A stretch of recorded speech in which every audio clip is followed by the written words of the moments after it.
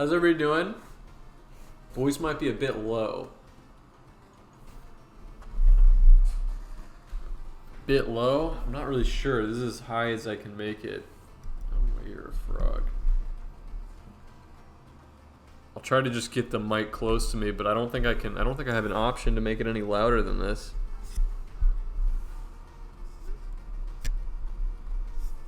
Yeah, I'm sorry. I know that's been a problem since I started these streams, that the audio just seems to be generally low. I think it's just my microphone. It's just time for me to get a new one.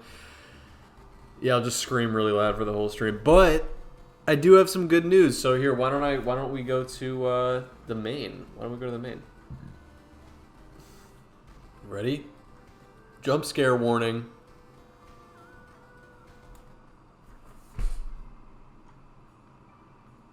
Jump scare.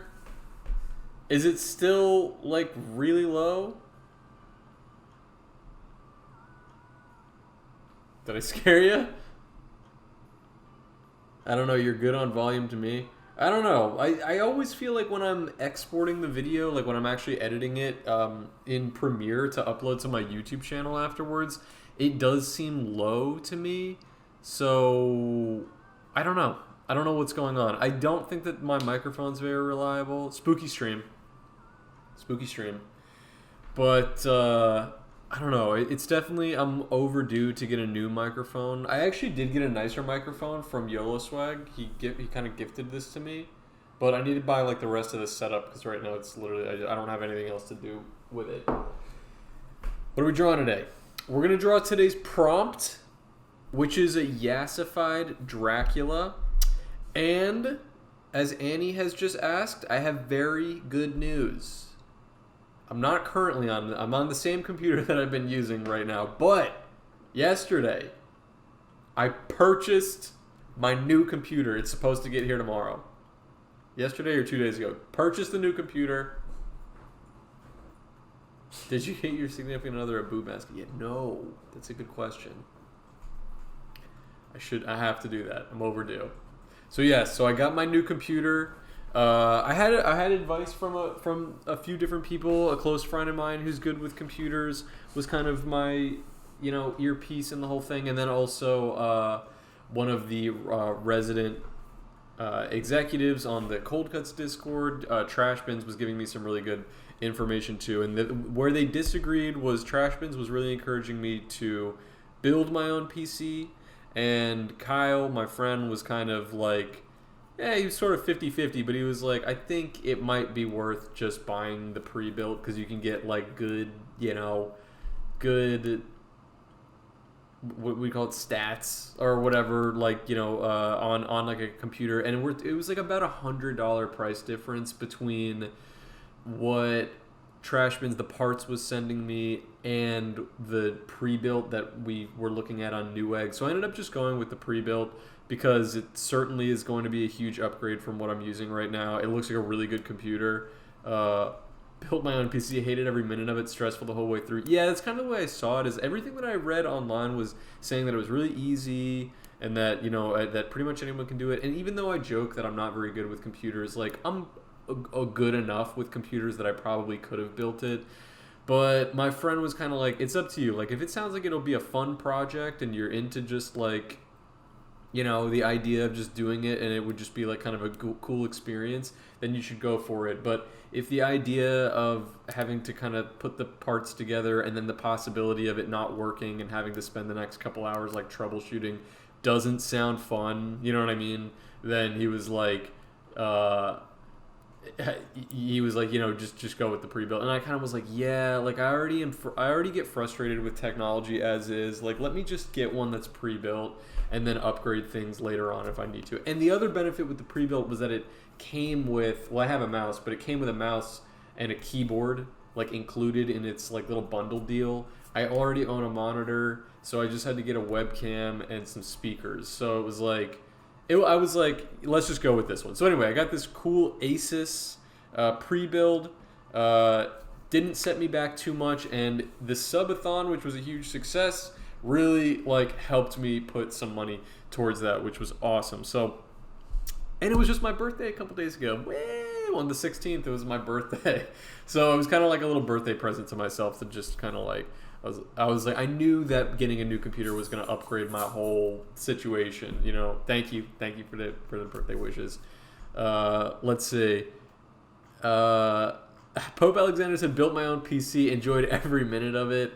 It's been 20 years since I bought a pre-built. I mean, I think it just comes down to like a personal preference, and maybe I'm sure there will be time that I'm going to want to upgrade this computer, and I'll obviously take that into my own hands. But for these purposes, I was like, let me just, you know, the idea of already like, oh, I got to set up the webcam and the keyboard, and get my hard drive plugged in. Even that, I'm just like, I don't even want to do that stuff. So like, the idea of building everything just didn't sound exciting to me.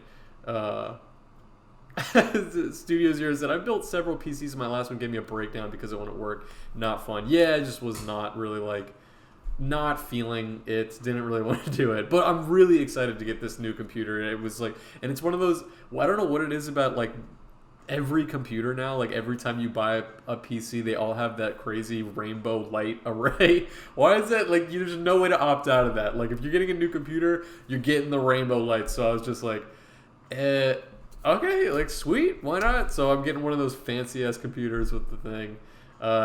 Did you get a new desk? Yeah, I have a new. I've been using like a new desk. I actually have a nice little like setup right now compared to my old situation. So it's cool. Oh, Gumshoe in the chat. What's happening? How many years? I just turned 29. It's almost Jover, but not yet. I've got one more year before it's totally Jover. 29 years old. Yeah, so anyway, so I know I am grandpa mode. It's pretty much Jover. But House of Decline said something really funny that he was like, basically when you turn 27, you've already turned 30 because you've pretty much mentally prepared yourself for like being 30. Don't say that I'm 9 years ahead of you. It's all jokes. Like, who cares? I honestly like feel like I don't mind really getting older. I don't have that same sense of like you know, as people get older, I'm like, I don't really care. Like, it's like I've had some good years. I've had some years that kind of stunk, but like you know what I mean. I don't necessarily look back on my younger years with that much fondness. Like I really like my life right now. You know what I mean? Like I'm really happy with my current situation. So it's cool. It's fine. You know, when I turned 28, somebody told me I have 2 years till I hit the gay death. So celebrate your last gay year, Mr. Moses. Dude, I don't know when I experienced gay death. Who knows if I ever will. Twink death, you're crushing it. Thanks, Gumshoe. You're crushing it. Dude, you're crushing it. I'm really excited to get this new computer though, because what these streams will certainly turn into. I'm going to continue doing classes, of course, but like what I'm so excited for the opportunity to do is bring other artists onto my stream, which right now they're just my current computer cannot do it. There's just no way. Right now I don't even know if you can hear it, but it already sounds like it's like 3, 2, 1, like preparing for liftoff right now. All I'm doing, I literally have OBS and Clip Studio open. Why? That's it.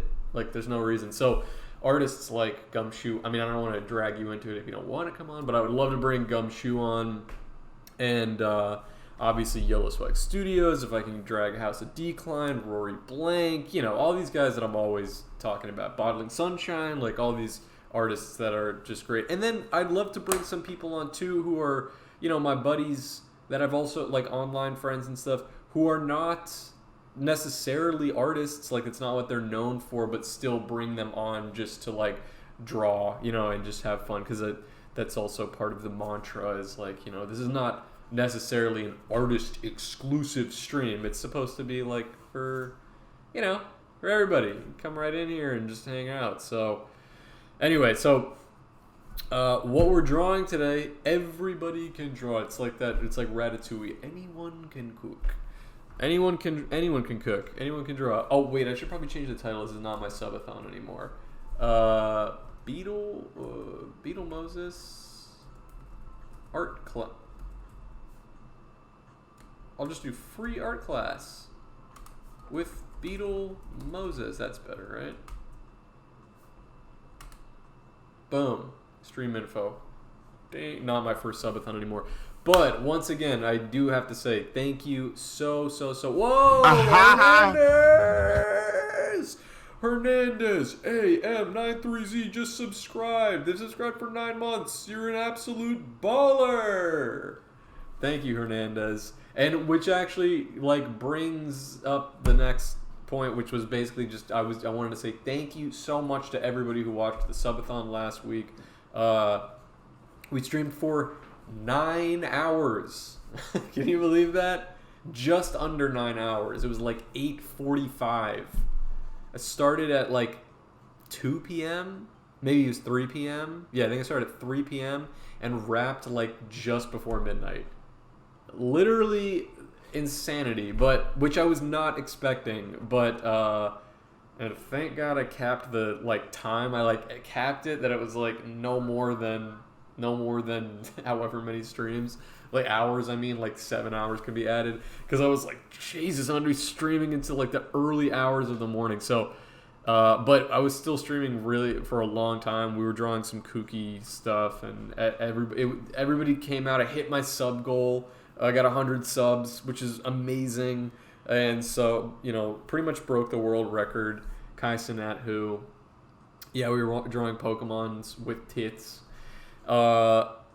Yeah, it was fantastic. It was really fun, and then like watching once we actually hit the 100 sub goal, once it hit, it like the chat was just going crazy, like just like rolling like this, and I was just like, I can't believe how many people are here and watching this and supporting me. It was just so awesome, so awesome. I was definitely like fried afterwards because it's a long time to be sitting in front of a computer, but it was really fun, and it was all thanks to you guys. You guys made it happen for me, so it was lit. And then all that money from the subs went right back into the business because I just used it to buy a new computer for myself. So, which is great because then I get to share more stuff with you guys, which is really, really exciting. So, very excited for the future of streams, even though this computer, the one that I'm streaming on right now, is still my 2011 Dell. This will likely be the very last stream that happens on this computer. So next week, maybe I'll even try something like early, because I'm sure I'll be really excited to just give it a shot. Yeah, it's gonna be end of an era, new era.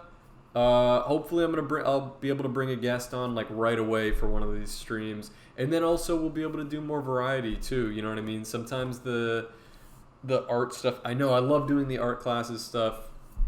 I know you guys love drawing. It will always be the mantra of this stream, but I would love to be able to stream more by doing stuff that's more like game, I guess game. I'm not really a gamer, but like, some other stuff like the variety hour, some other random stuff, you know what I mean? Which I've tried doing before on this stream and my computer cannot handle it. So getting a new one will be really exciting. I'm trying to think if there's anything else I can like tell you. I mean, what can I say? I don't know. I'm like, because last week was my, we're going to get started on the drawing class in a second. I'm going to show you guys that stuff. Actually, let me pull this up for you, because some of you guys who couldn't make the subathon, you may or may not have seen. Check it out. I finally drew some new commandments. Oh, Annie, let us know if you're pregnant or hungry. Oh, see, look at this beautiful computer taking like 45 minutes to load a simple image. What do you think of that? Check it out. Some of you guys have already seen this, if not all of you. Whoa. Brand new Beetle commandments.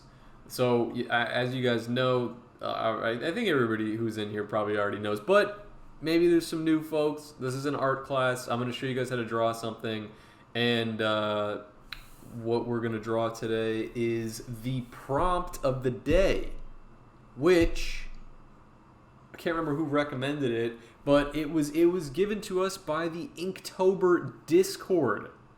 Okay? So, not the Inktober, it was in the Inktober channel of the Beetle Moses Discord.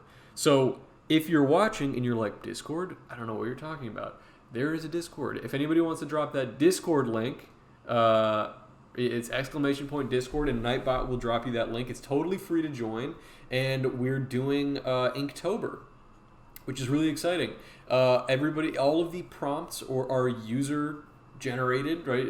Everybody like came up with something and they wrote it in a spreadsheet. Which, by the way, guys, I'll take the moment to tell you, if you want to add more to the spreadsheet, I think we have like 34 things in there. But if you want to add more to that list, you could totally feel free, because we're kind of getting to the end of the rope. And what happens is that when I have to hit a random number, now it's taking me like several clicks to get to a number that 35 now. It takes me several clicks to get to a new number, like a number that we haven't already used. So if you guys want to add more ideas, if you've come up with some new stuff, or you just want to write something in there, or if you're just now joining the Discord and you want to get in there and put an idea in, add it to the list, because then it'll make it a higher likelihood that I'll hit something random the first time, right? Yeah. And even if you've already had it, even if if you've already written one, if your idea's already been chosen, who cares? It's okay. You can put another one in there. I think a lot of people have gotten their ideas chosen by now. So anyway, so what we're going to be drawing today was that idea, which today's prompt is a Yassified Dracula, which is exciting. And I actually started drawing it in my notebook, and then was like, oh shit, I'm going live today. I gotta draw this on stream, so we're gonna draw it together. I think a lot of people already submitted theirs, but it'll still be really fun, I think, to just draw it together, because it's gonna be certainly a face focused, which we haven't done one like that really. I don't know if we've done a class recently that's like facially focused. Gotta head out, but enjoy the stream. Thank you, Hernandez, for the sub. We'll see you again soon. So anyway, what else can I tell you? There was one other thing. Oh, yeah. I was going to say, I took this last week off, basically. I still have been uploading comics, but like a little bit less frequently. Just like a few things. It was my birthday, birthday week, so I kind of felt like, let me chill a little bit. The last few weeks have been really busy, like really stressful. And so I was kind of like, and after like hitting the sort of 100,000, I hit 100,000 on Instagram, which was really exciting. So I definitely, hot paper in the chat. Celebrity sighting.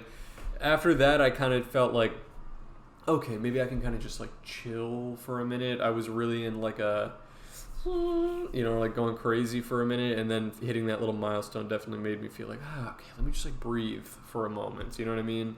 Because Instagram also really rewards you for posting. And I was like, you know what? It's okay. Let me just take a couple days off. It's okay. I'm just going to take a breather. But now I'm getting back on that horse, and like, it's like, I don't this is such a dismissive thing, and we're not going to talk about any of this here, because it's just not the place. It's just not what I want to do on here. It's not, I want this to be kind of like a positive escape, but I'm sure I'm sure a lot of you will understand what I mean when I say that, like, it's just not a very happy time, not a lot of joyful posting on social media, Twitter, Instagram, you know what I mean? And I mean, in a lot of ways, rightfully so. I understand that's, that's what we're talking about. We're talking about current events, like, you know what I mean? It's a very important, big current event that's happening right now, and it's certainly on the zeitgeist, certainly on the forefront of everybody's mind, and it does wear on everybody, you know what I mean? I think anybody who's pretending like that it's not wearing on them is lying, and to what extent, to what end would it? I don't understand. I don't understand some people who post things that are kind of like belittling or making fun of people who might just be expressing that they're not really feeling like so hot mentally because of because of things that have been going on. You know what I mean? There's a lot of people that are just like, oh, typical blah, blah, blah, because, and I don't know. I don't even want to get into it, really, but kind of just been feeling a little sour, on like, social media, and, like, it doesn't... I see other creators who I really care about who are kind of taking a break or taking a back seat, which is completely understandable. I don't fault them at all.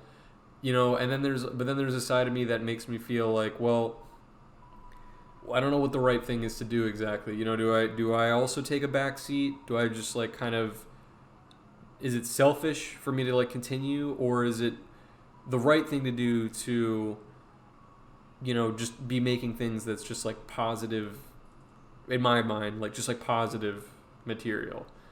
And I don't know. I don't know what the right answer is really. I'm kind of clunkily navigating it, but I just feel like I'm bumping into walls and stumbling my way kind of through this like month, and like I'm kind of just continuing to do me, but I am feeling a little bit like weird. I don't know. Yeah, hard to really phrase it any other way than that. It feels weird. So anyway, not to be a downer, but I do feel like the best thing that I can do is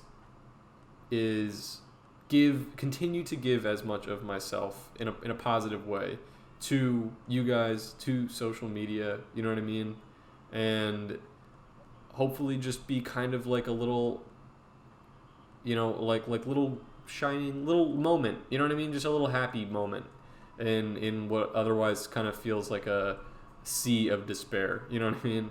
So it may not be the right answer. I don't know if that makes me like a good person or a bad person or indifferent, or if I'm doing the wrong thing, or if I'm not channeling my energy right, but it's kind of all I know how to do. I think it's probably, I think the best way that I can just help is just by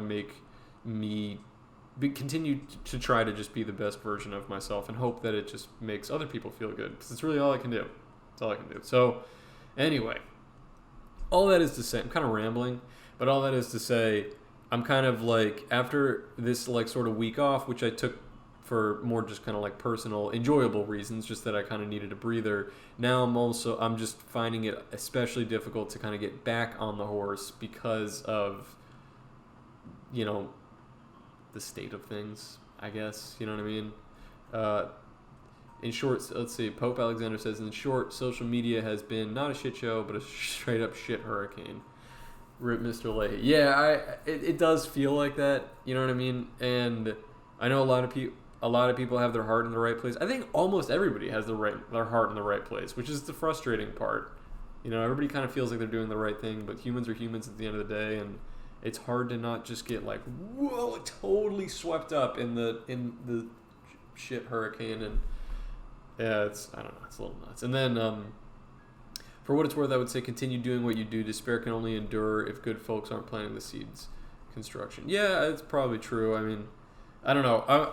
I'm basically just gonna, like, this is seriously what I'm saying to you right now, which is, I think even though you guys know exactly what I'm talking about, I'm trying to keep things just generally vague, because it's just kind of made a decision that I'm like, that is just not what my page is going to be for. So even me talking to you right now on this stream, watching it live, this is like the only time you're going to hear me talk about any of this crap. You know what I mean? Like, this crap is a little like flippant, but I just mean like, it's just not, it's not good for me, and it's not good for you. And I have to just do what I'm doing. You know what I mean?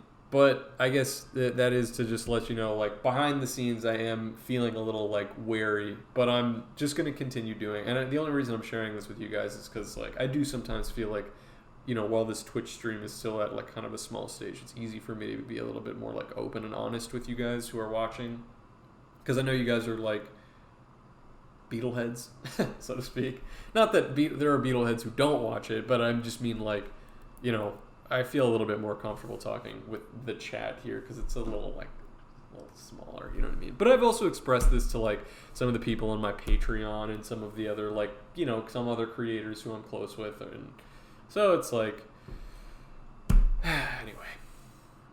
And nothing I'm saying right now is even, like, unique, you know what I mean? It's not like I have a unique or interesting or clever take or anything for you guys, really. And it's just like, I have nothing clever to say at all. I'm just kind of like just walking, I guess okay. Here's what I'm trying to get at is that I don't want it to seem like I'm just totally walking with blinders. It's just that like at the end of the day, there's Harris and there's Beetle Moses, and like Beetle Moses is kind of walking with blinders. Like I'm not going to engage in that in anything. You know what I mean? It's just not what my page is for. And then me on a personal level, it'll be up to me privately, I guess, to do engage with what I feel is right. Does that make sense? Even if it doesn't make sense, I mean, what else can I say, really? Okay, so all that is to say, we are going to draw today something spooky. I love that it happens to actually be a Dracula-related comic drawing. So as I've already mentioned, we have that Discord chat. If you wanted to jump in there and see other people's drawings, which have been... Oh, this is what I really should say. Your guys' drawings in the Discord have been flat out amazing. Mind-blowing. So good. I see Babadook in the chat, so I have to shout out Babadook is like, holy crap, what an unbelievable artist in that Discord. Totally insane. Like, I mean, in an amazing way. Like, immediately distinct style, goes above and beyond every single drawing. Just like, unbelievable. Everybody's drawings have been above and beyond. Seriously. Oh my god, thank you, but everyone's been popping off lately. It's true. Everyone's going crazy. Mr. Universe, Paranoid Android, Doctor Strange. Everybody's been going nuts. All right? Like seriously, been so consistent with the Inktober, which is great. First of all, this is the first time I've been doing Inktober, and even I've missed like a couple days there. But to be fair, even on those days, I am drawing like comics or something else. But the consistency has been outrageous. I mean, and just also the quality. Like everybody's drawings have been like really good, and especially on topics. Like seeing everybody's take on the same idea is especially exciting because a lot of people will do things like totally different from one another.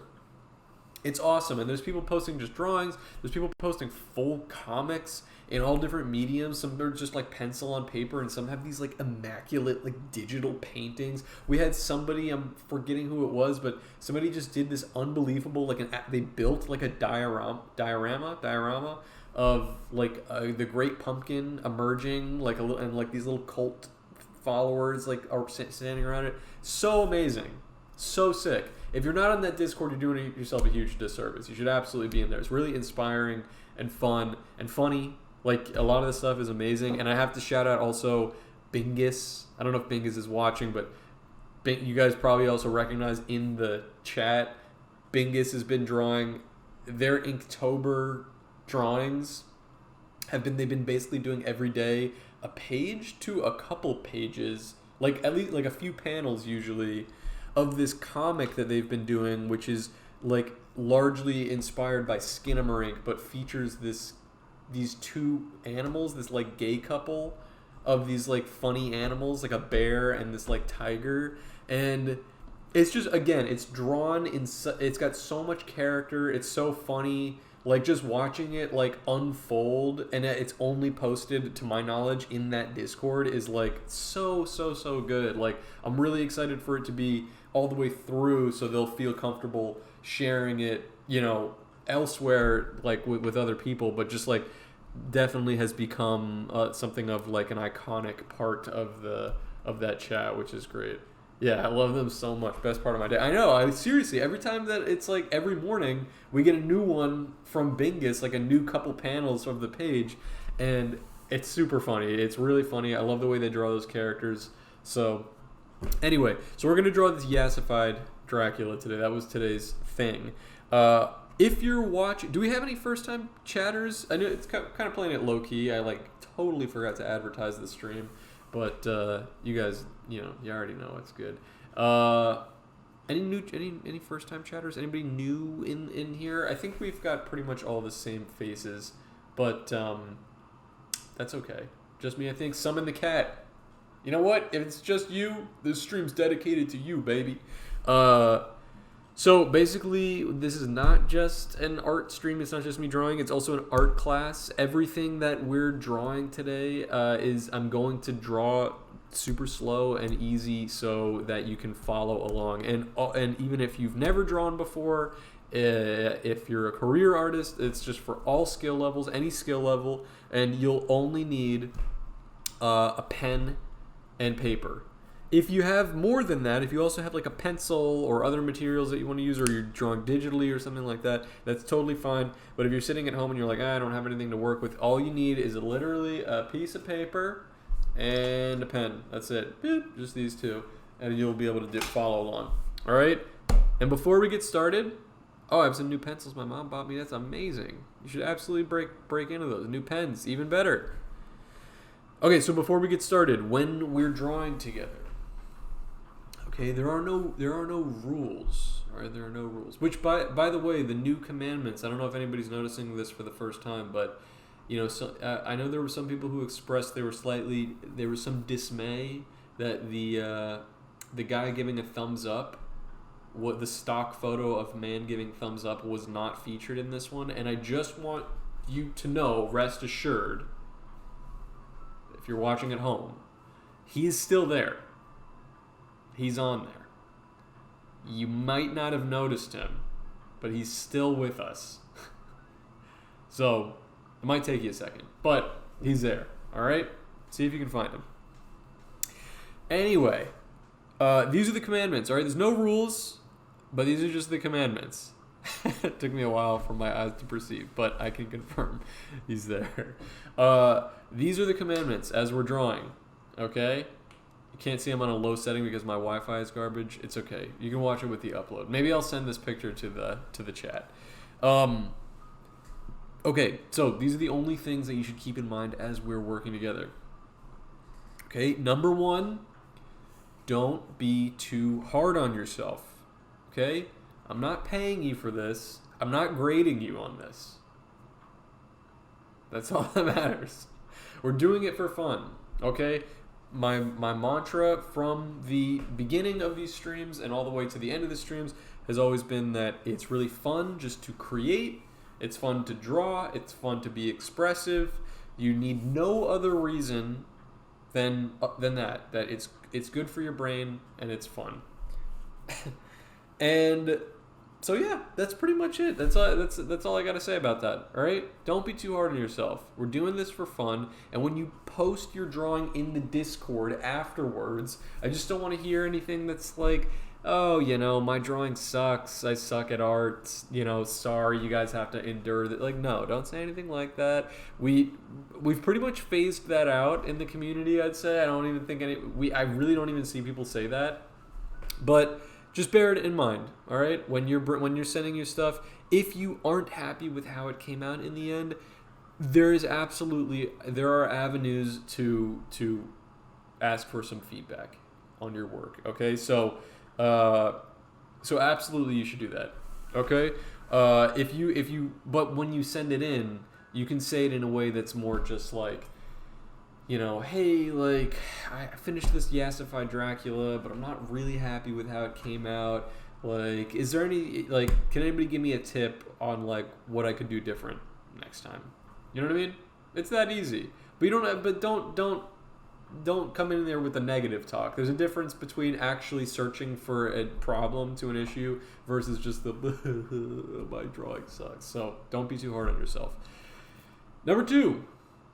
Go at your own pace, okay? I'm going to be drawing very slow, okay? I'm going to try to go through everything line by line, and especially because I don't think we've really done something that's, like, face-focused. That's what we're going to do today, is I'm basically just going to draw, like, Dracula's face, like maybe the bust area, like this, and which is, like, different, so I'm especially really going to try to, like, drive home some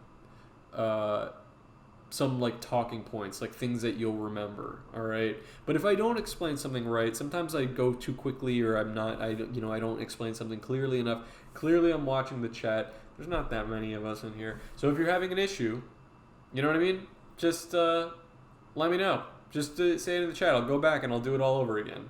All right, I'll walk you through it. And number 3, Okay, try new things. It's how you get better.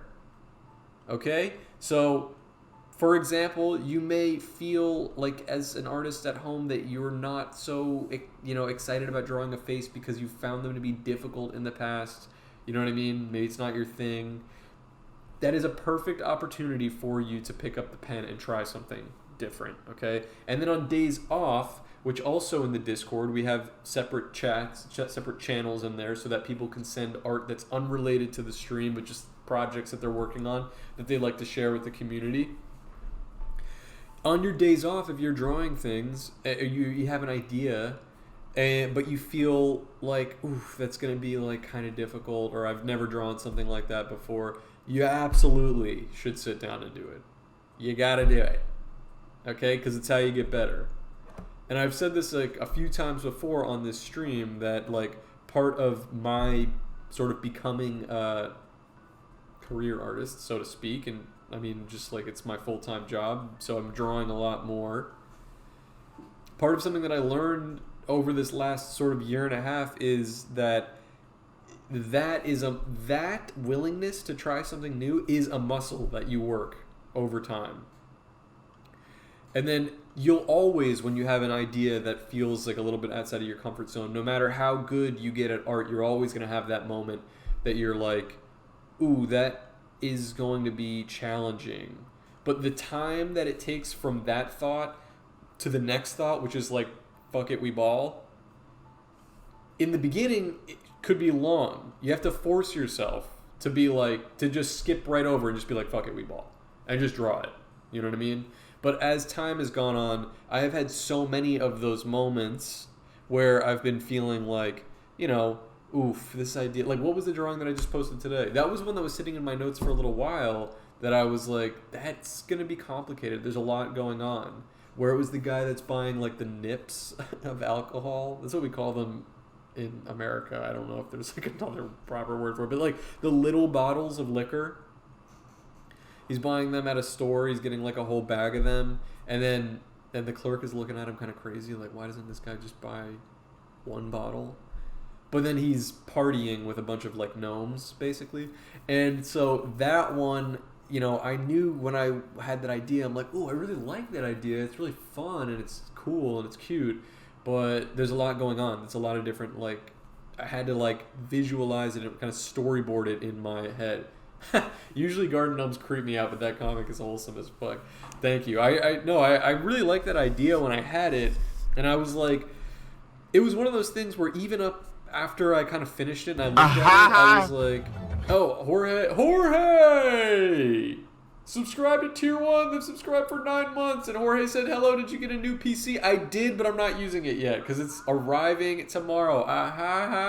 Thank you for the subscription. We just ordered a new PC. It's arriving tomorrow, and I also just on Amazon ordered the little accoutrements that I needed for it, like speakers and a webcam and something else. So it's all getting here tomorrow. I'm going to set it up, which means you're watching it, you were here for the very last stream on this old piece of shit computer. My old Dell laptop is no more. I'm just going to probably use it for, I don't know, if I'm traveling or something. But all of my streams from now on are going to be on my new computer when it gets here tomorrow, which is really exciting. And it's all thanks to you because the subathon was a massive success. I hit my goal of 100 subs in one night. We streamed for 9 effing hours, and it was extremely lit. It was really fun. Great turnout, huge support. It was awesome. So, yes. So, what was I going to say? Oh, so that idea. Oh, Kyle says that one Goosebumps episode ruined gnomes for me. Oh yeah, that one is fucking creepy.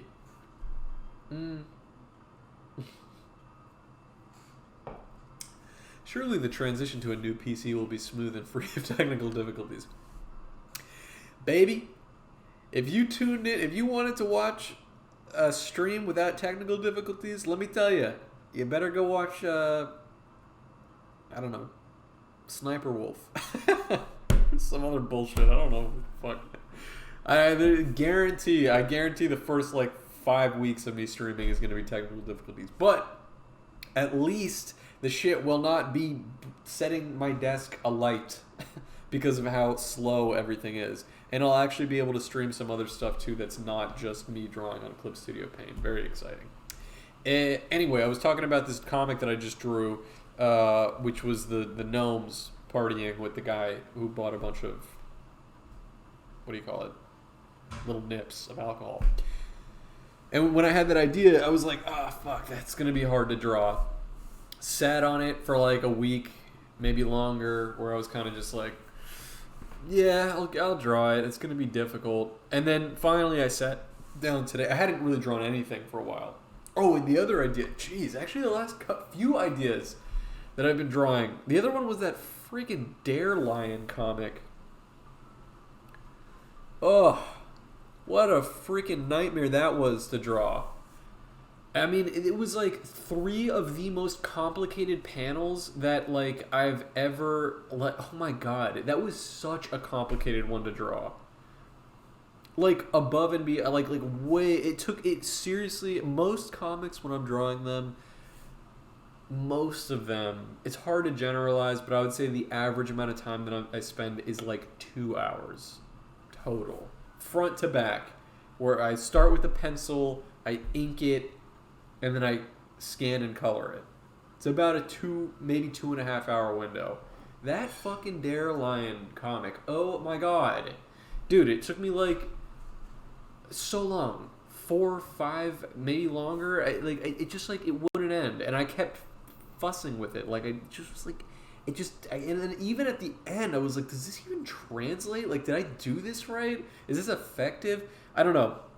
And what's aggravating is that a lot of the more, the comics that are more successful, so to speak, whatever that means in terms of like numbers, not that matters, are just like basic, like easy to draw type beat. But I have these ideas and I'm like, well, I don't want to not do this one because it's too difficult. Like, I gotta just do it and see it through. And I knew in my head it was still funny, and I think it came out funny, but I was a little bit like, holy shit, I was fried at the end of that one. And this one too took me a while, the gnomes. But the whole point is that I could not that I couldn't have, but I wouldn't have drawn either of those at the beginning of Beetle Moses, because it was like too complicated, you know what I mean? And not because I wasn't able to do it, it was because I had that mental block that would stop me from drawing something that I was like, dude, I cannot draw that. You know what I mean?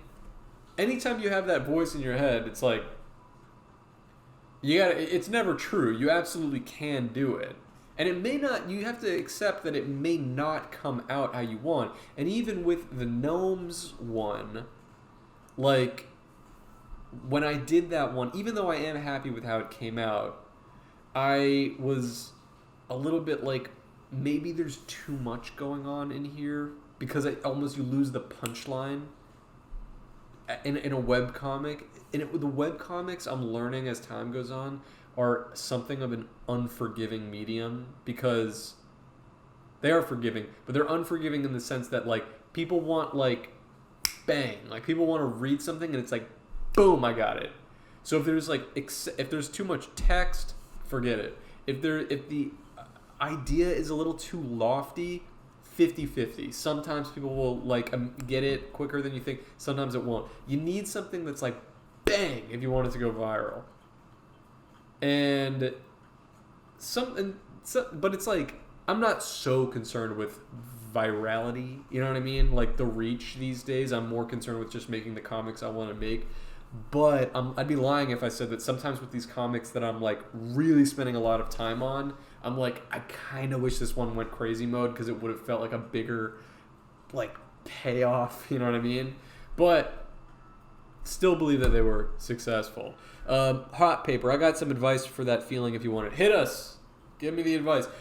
Doggeroni says, making things simple and clear to read is super difficult. I always overcomplicated my drawings at the start. Yeah, no, it's true. I mean, it is really hard to get things across in because the webcomic thing, or anything online, and increasingly so, I hate to pull the media literacy. It's not a media literacy thing. It's just the format of seeing something online.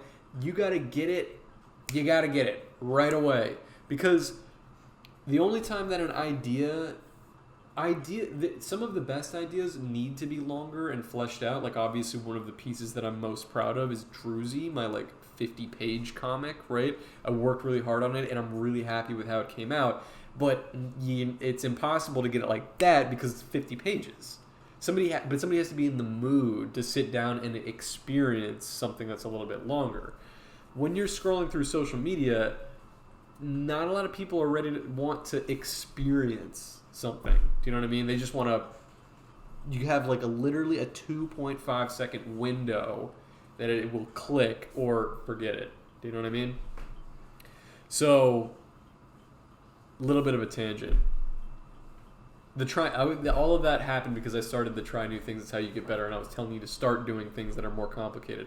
And then I started complaining about me drawing things that are too complicated. But I hope it doesn't sound like actual complaints, because it's just an analysis of the silliness of webcomics as a medium. Whoa! Turns out you're pregnant. Are you being for real? Did we just announce a pregnancy on the Beetle Moses stream? Let's go! That's crazy. Congratulations. What the hell? That's amazing. Let's fucking go! Pregnant. Dude, that's amazing. Everybody congratulate Annie on being pregnant. That's awesome. It's so funny. I literally thought you were memeing. You're I've been eating, what was it, hot Cheetos all day. I wonder if I'm pregnant. And you were oh, let me go. You're oh, I'll be right back. I'm going to take a test. And you came back and you're yeah, I'm pregnant. That's nuts. Dude, awesome. Awesome. Oh my God. First baby beetle head on the way. That's so cool. Somebody clip that moment. Chat's pregnant. Okay, what did Hot Paper say? Hot Paper kind of got ran over by the pregnancy announcement. Clipped. Okay, Hot Paper. Oh, jeez. Okay, keep scrolling away. You accept the feeling you described as part of making art. It's easier to tell yourself it's not a problem that you have that feeling. You take the resistance out of it. It's a normal feeling like any other. Let me read that again. You accept the feeling you described as a part of making art. It's easier to tell yourself it's not a problem that you have that feeling. You take the resistance out of it, it's a normal feeling like any other. Yeah, I think I agree with what you're saying, if I'm understanding correctly, is that you just, rather than being upset or fighting against the reality that instant art tends to be some of the most successful art, there is a way to lean into that. You know what I mean? And maybe that's a good piece of advice for any of you guys that are starting out there. I know a lot of people I know some people who are want to do the webcomic thing, but they're too much of a perfectionist almost, that they feel it's this is too dumb, or it's too smart, or it's too this, or it's too that. And I think a lot of this stuff, some of my most success, this is anecdotal, but some of my most successful work has been stuff that's just instant, where I'm I think this is funny, I'm going to draw it and post it, and I'm not even giving it a thought about, I really hope this goes viral. I'm just doing it, and I put it out there. Because it's one of these, I feel it's almost this weird thing that people online, and I notice this too, people online can tell when you're trying to get a viral hit. Do you know what I mean? Even if it's a good idea, if there's that little thing that feels insincere because you're trying to pander a little bit, forget it. It's all about honesty. It's all about being honest with yourself, honest with what you want to make, because then that stuff all becomes secondary, that feeling of wanting to go viral. You know what I mean? Good advice by Martin. Okay, let me open a new one. We're going to draw a Yassified Dracula.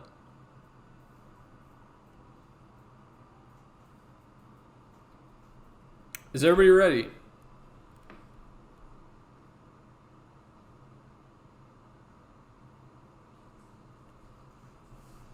Are you cosplaying Lois Griffin right now? I could be. Oh, Galaxy of Moses! So just subscribed! Celebrity sighting in the chat just in time.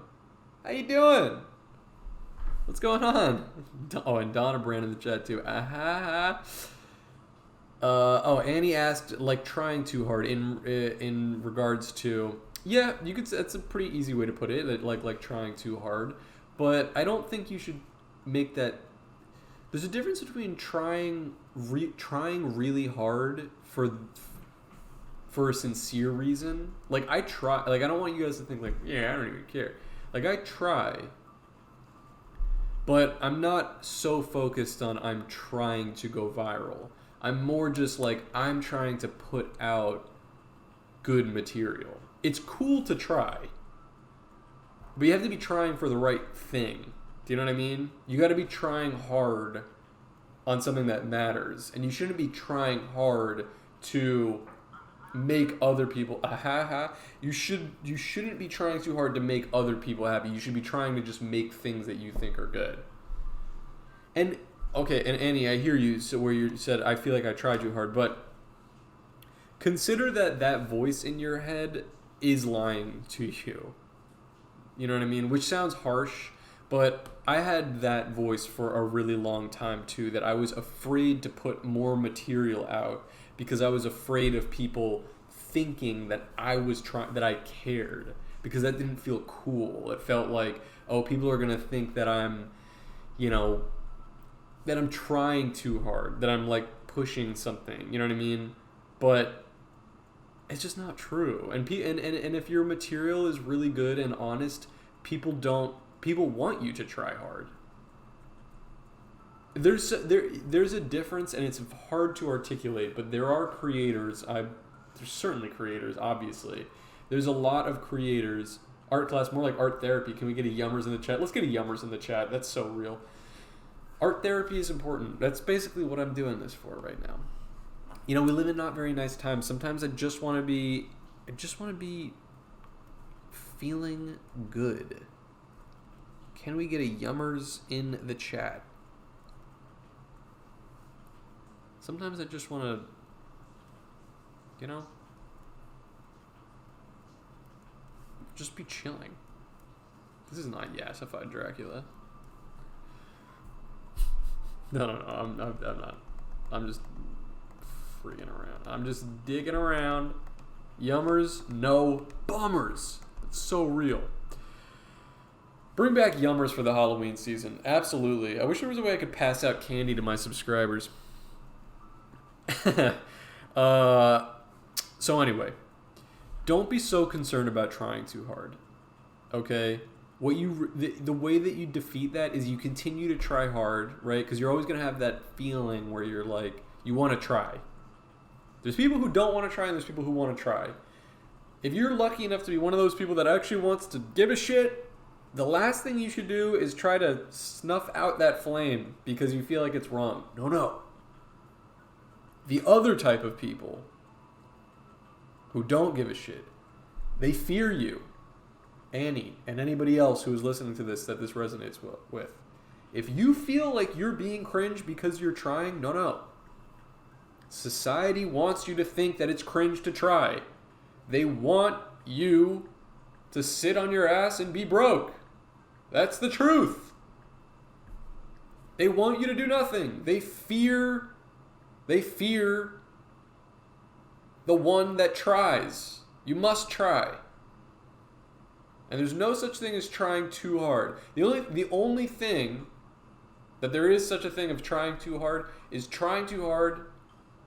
Well, maybe not the only thing, but certainly the only thing that I'm referring to is trying too hard to make other people happy. Okay? Make yourself happy first through art. In art, it's very good to be selfless and generous to other people, but in your art, selfish. I'm being dead serious. Be 100% selfish. My hiney's about to be raided by who? What's going on? We're about to start a drawing. Should I put... Should I make a devious little thing? Oh, no! Voosh Red! Let's go. The Voshites! Welcome. Welcome. Wait, let me draw a devious welcome guy. Vosh! I freaking love you! Beetle Moses, yo, you want to check my tattoo design in the Twitter feed? Yeah, for sure. Hang on a second. I'll do that in a sec. Yo, Vosh Raid, what's happening, guys? Look. I know that I know, because I was watching the Vosh stream. I know you guys are coming here, and you're coming off... I'm not disparaging Vosh. I love that guy. I know you're coming off a lot of dark topics. All right, there's a lot of... But I want you guys to... Come in, just let it all go, baby. Bunch of balloons. Picture all that negative shit that's going on. Bunch of balloons. Just let it go. Watch it. Whoa. Because we ain't doing that. All right? We're going to draw today. It's going to be really fun. And Vosh, if you're watching at home, I would love if you drew along too. And let me just tell you, real quick. No, hell no. No take. I'm literally... My only takes today are going to be about art, and I'm literally giving you guys free game. If you're at home and you're thinking about drawing, becoming, a web comic creator, a comic creator, all kinds of stuff like that. If you're thinking about it, I'm about to give you some free game. I was just talking some free game. I'm going to keep talking free game. I'm going to tell you right now what we're drawing today. Okay? Our prompt, I'm going to let you guys know right now, was user decided. We're doing Inktober in my Beetle Moses art class Discord, which is totally free to join. All right? So, if you want to join that, you can type !Discord in the chat. It'll give you a free link, never going to expire. You can hop in that Discord and you can check out everybody's drawings from the streams, from previous days, everything. We're talking about art. If you're I'm telling you, if you've never even heard the word draw before, if you're like, what's drawing? You're going to do fine. This is for all skill levels. If you're a career artist, I love you. I want you to do it too. But I'm going to walk you through things really, really easily, line by line. And I actually think that this will be a good practice for a lot of people because we're going to really do something that's face focused, which happens to be something that I really like to draw. Maybe it's my strong suit, so to speak. So I think I can kind of give you guys some good advice on that. And as we're drawing, if it's your first time watching my stream, as we're drawing, I'll probably just also kind of dip into some other topics related to art, while we're drawing. So anyway, if you want to join that Discord, I'd love to see you over there. We're having a hell of an Inktober. A lot of people have been drawing like amazing stuff. So anyway, today what we were doing for Inktober is there is a spreadsheet of ideas that a bunch of people dropped ideas in, and every day I'm doing a random number and picking the idea. We picked number 30, I think is what today was, and we happened to pick Yassified Dracula. So we're going to draw that together right now. I'm really going to try to keep it from like the bust up. I think it's probably the right, you know what I mean? Like that. So if that sounds fun to you, all you need is a pen and a piece of paper. Okay? If you have better means, like if you have like a tablet or something like that, or even if you have a pencil and a pen, stuff like that, you can use all that stuff. All right? But if you're sitting at home and you're like, I don't know if I can do this, I swear to God, all you need is a pen and a piece of paper. Okay? So, when I'm drawing Yassified creatures, well, in general, let's draw regular Dracula first. I'm going to draw regular Dracula over here. You don't have to follow along here. Okay, this is just going to try to keep things simple, really simple, so we can decide what makes Dracula Dracula. Shout out some features in the chat, okay? Shout out some features that you think of when you think about Dracula. What does he have? What does he have? Widow's Peak. That's right. Widow's Peak. And I'm even going to give him a little whip at the back here. That might have even been a little too yassified. What else? Slick back hair. He's sexy. That's true. Receding hairline. Pointy nose. Stupid looking. Pale as the devil. Dumb. Fangs. Fangs is real. And then when I think of it, when I think of Dracula, he has this pseudo bat nose. That's kind of what I think. Sort of an upturned, half man, half bat. It's kind of what I think of when I'm thinking of a vampire. Okay? Right? Maybe we'll give him some thicker eyebrows because he's like Romanian. But he kind of looks nice. Okay, so let's just say this is non-yassified Dracula. Okay? Let's draw a yassified one. Move this over here. And you can walk. We're gonna walk through. Okay, really. We're gonna walk through it slowly. Now, the important thing that I will point out to you, when I'm drawing heads, okay, I usually actually like to start with something in the middle, which I think is common. Some people like to start with the mouth, but that's a little too low for me. I'll either start with the ear, like I did on this Dracula, or in this case, I like to start with the eyes. That's usually always where I start when I'm drawing a face. Okay? This time will be no different. There's going to be little things that I... Oh! Bigelow Max! Thank you for the sub. Welcome to the community, baby. Thank you for that Prime Gaming sub. We're going to take what we have here and we need to yassify him. And we're really going to zhuzh it up, if you know what I mean. But I am going to start with that eye. Okay? So, how I like to do eyes, because I feel like this is a little bit of like kind of a Beetle Moses thing, like sort of a signature thing. But I will say, I think that this is a really good starting point for a lot of people, so I would encourage you to do it as well. I like to not make a perfect circle, and I don't really do that football thing either. It just looks a little creepy that way.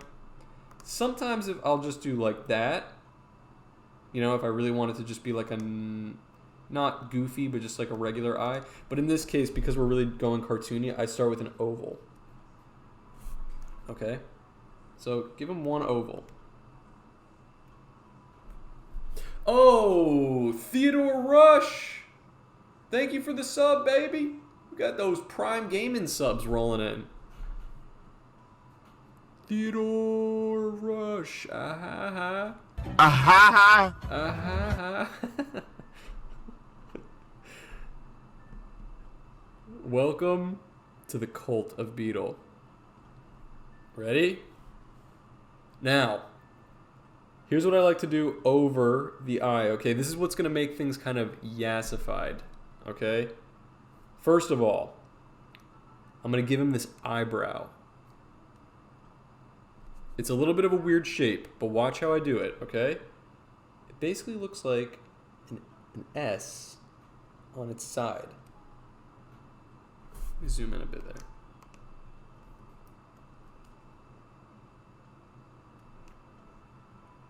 Who's having trouble with this? I'm going to do it again for you. Little line up, and you can really get goofy with it. You know, don't worry about spacing, because we're going to sort of fix things around the face. Especially with yassified.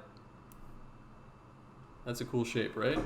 See how I did that? It's just a little up, rounded edge, give it a diagonal, and then rounded back up. Yeah, the cheekbones are about to go ham. You don't even know.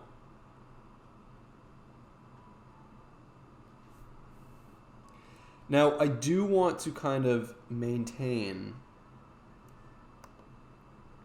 because I can't even do the yassified. The eyebrows are going to be like this, but I want his eyes to still look, you know, he's like serving. Like he's kind of like giving cunt a little bit. So like you want to like, I'm going to show you. You just want to give it this little... Actually, pause. Let's actually do this instead. Yeah, that's the move. Give me a straight line across that eye there. That's the better way to do it. Straight line just across the middle of the eye, and just underneath. Dude, look at that eye. Isn't it crazy? A few circles in a line and you literally get the... Oh, Waxamillion, howdy, Beetle Moses in chat, just dropping by to say I love your comics and podcasts. I hope you all have a good night. Oh, dude, thank you so much. Waxamillion, thank you for the kind words. Crowbar looking eyebrow. Isn't it funny that you literally just draw a few lines and it's like you completely already know what the rest of the face is going to look like? It's that easy. All right, watch me. And he's kind of got the rock look. I'm going to stick with how I drew the last nose, but I'm actually going to zhuzh that up a little bit too. Watch these. 2 upside down V's. 2 upside down V's. And they're both slightly tilted. See what I mean? Not straight up. They've got like a little... They're leaning.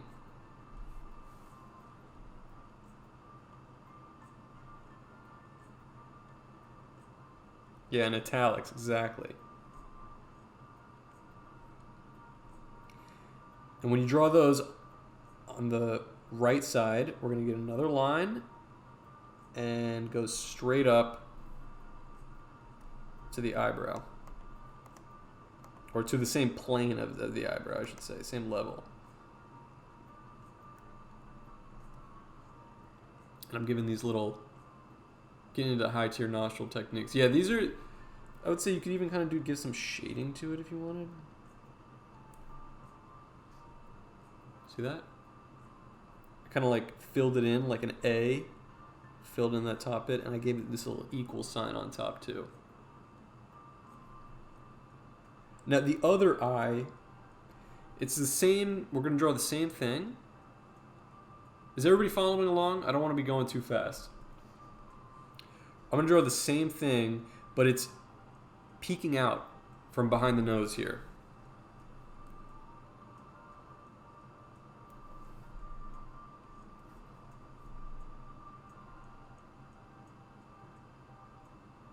So, see how I did that? About, what is that, like a quarter of the way down the nose?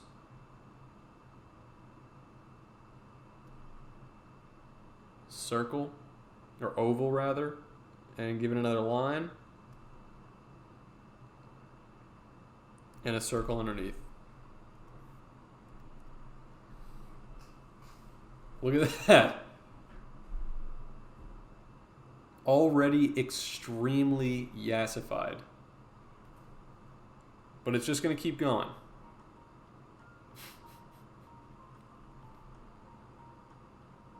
Love it. I'm going to make a mirror, basically, of this eyebrow. Ooh, Jester Man, raiding with a party of 2. Love you, baby. Thank you for the raid.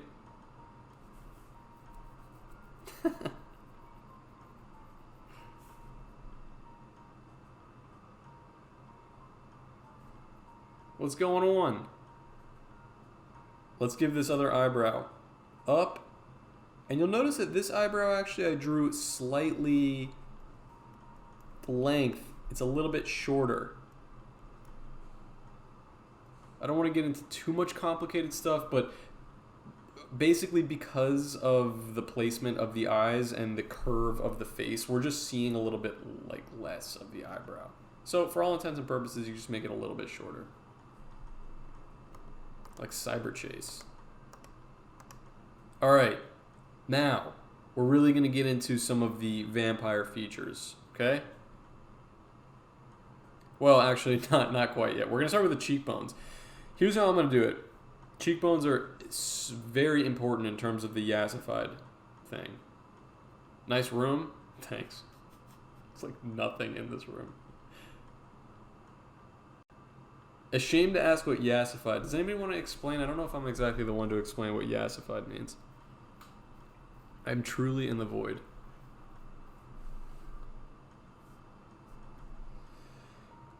Check it out. A little bit of space from the corner of the eye here.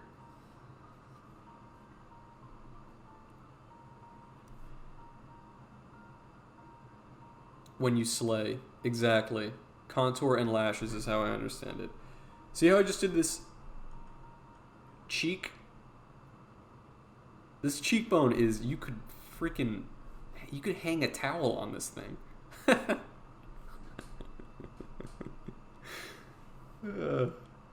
It's a C basically, and part of the cheekbone is that, look how it comes from the middle of the eye, like where the eyelid ends. And now just a C, and I bring it to sort of under. It probably even comes in a little too far, but I don't want to touch it because it's like the perfect cheekbone. But you could probably bring it just to about the middle, bottom middle, or maybe the second third of the eye. This is more sort of face drawing theory that, like, you know, you'll learn it in like a high school art class basically. But for those of you who have never, you know, learned this or don't know how, it might be useful for you to think about that. When you're drawing faces, it's all about lines that connect. So for example, the corners of your mouth line up to your pupils. And also your ears and eyes are actually on the same line. Like your ears and eyes are actually halfway down your face, even though a lot of people like to think that they're like in the top half. Actually, your entire face is in the bottom half of your head. There's like weird, like you can find diagrams online that'll actually break down like the line by line thing, but just something to consider. Like a lot of the times when I'm drawing faces like this, I'm thinking about the lines that they intersect to, the invisible lines. That's probably a better way to put it. That there's kind of just like an invisible line like running here. And the corner of the mouth could also in theory start here. See what I mean? You made me think about the placement of my head. Face on my head. It's stuff to consider, especially when you're drawing stuff like this. You know, sometimes, you know, there's a lot of people, like, that's one of those kind of catch-all advice things where if you're drawing faces, you know, when somebody, you know, that picture of Elon Musk that somebody pencil drew that just, like, does not look right? But people post them, they're like, Elon, I drew this photo of you, and it's this, like, really, like, kind of deformed looking, like, overly shaded drawing. Like, that type of drawing is a dime a dozen, right? And so it's like, that, like, it's hard to pinpoint why something doesn't look so great, but one of the catch-all reasons that like somebody's like portrait drawing doesn't look right is for that, is that their lines are, you have to be looking in relation to the other parts of the face. They'll get so focused on, I got to get this ear exactly right, and it's like, no, actually, you don't have to get the ear exactly right. You just have, it has to be placed in the correct spot. Does that make sense? Kids with the 666 on his forehead drawing. True. Also, if you want to add even more to this like cheekbone, you can just give like a little line right underneath it. That's a fucking cheekbone. So, we're going to do, this is going to get a little kooky over here, alright? I'm going to show you exactly how. I'm going to do another C, starting, give a little room from the, I have to run some errands, but I posted my Yassified Dracula. That was fast. Can't wait to see everyone's later. That's right, guys. If you're still watching and you haven't joined that Beetle Moses Discord, you can jump right in there. It is, if you're watching right now, if you're first time Beetle Moses viewer and you kind of like the idea of like, ooh, I'd like to actually like get a little bit into art, but I've been nervous. I'm telling you right now, we have the nicest community. I swear to God, the nicest community for a beginner artist over there right now. And there's a lot of people in it. I think we're almost at like 400 users in that Discord. If you need any, that's me, perfect, Foggy Roses. If you're like a little nervous to start, I know, like, look, I'm an artist, okay? I do it full time. Very lucky to do it full time. And my whole life, basically, all you hear over and over again is people telling you, you know, it's really hard to be an artist. It's really hard to make money as an artist. Blah, blah, blah, blah, blah. Okay, yeah, okay, sure. That's true, but I almost wish that people would have just shut the fuck up. because it set me back so much longer. You know what I mean? It made me feel, ooh, well, I guess I shouldn't be an artist then. If it's hard, oh no, I can't believe it's hard. And what I'm trying to do is just encourage, just do it. Just do it. If you're thinking about it, stop thinking about it and do it. So, pretty much I'm the meanest one in the Discord because I'm going to give you tough love. But everybody over there is just super supportive. We have other artists that are just at varying levels of their artistic journey. Some people are just starting. Some people are, we have honestly some borderline celebs, I'd say, in the chat. You know what I mean? Like career artists. Yeah, it's the sort of shit you should complain about to experienced artists, not shit you say to newbies. Yeah, it's true. And that's why it set me back so far. So my whole mantra with this is just trying to encourage people to draw. You know what I mean? So I think that's... If that all sounds good to you, I'd love to see you in the Discord. If you type !Discord, Nightbot will drop you a link. It's totally free to join. And then you can see everybody else's drawings when we're done here. Some of the cat says, I appreciate that sentiment, especially after all the doomsayer professional artists that scare me off. Dude, it's so real. And you'd think we would have grown out of it by now. By the way, look, I made just a slightly smaller C. I'm actually going to make it a little bigger than that. Going the other way. Is it just me, or is it starting to look like Michael Jackson a little bit?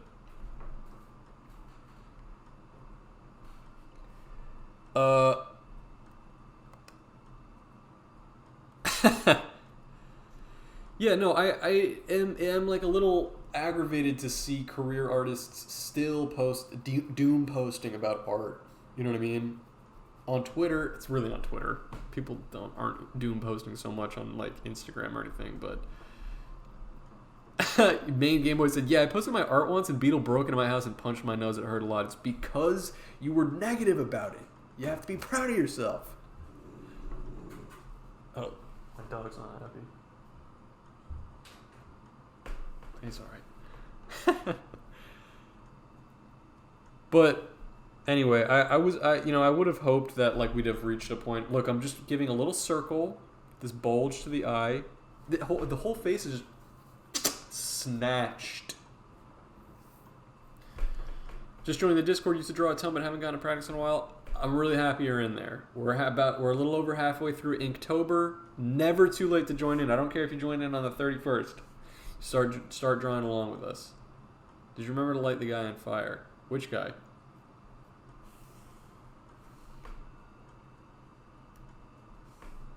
Look at that. Straight line up just to the eyebrow.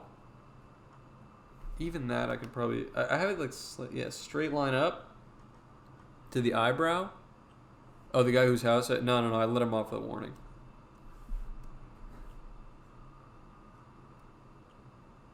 Let me erase this because I think this is actually going to get a little spicy. We're going to come back to the head in a second because I think we're actually going to do some crazy shit up there.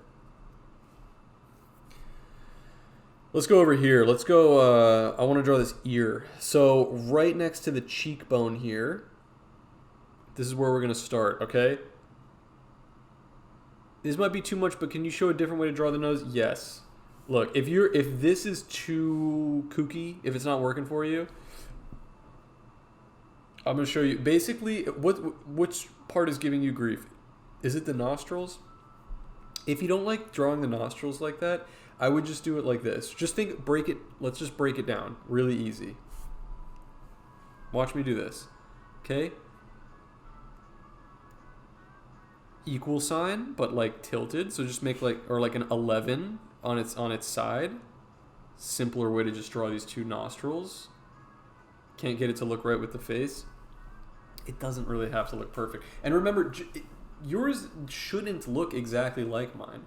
You're gonna have your own style, your own take. You can if you're following mine line for line, which is great. I want you guys to do that if you need to.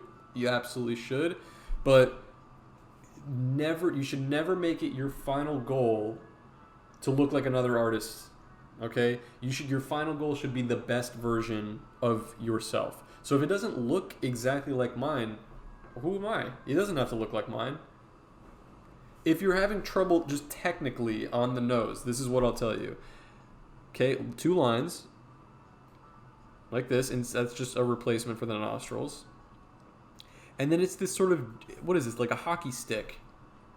One more line, and then just this sort of L shape coming back up like that.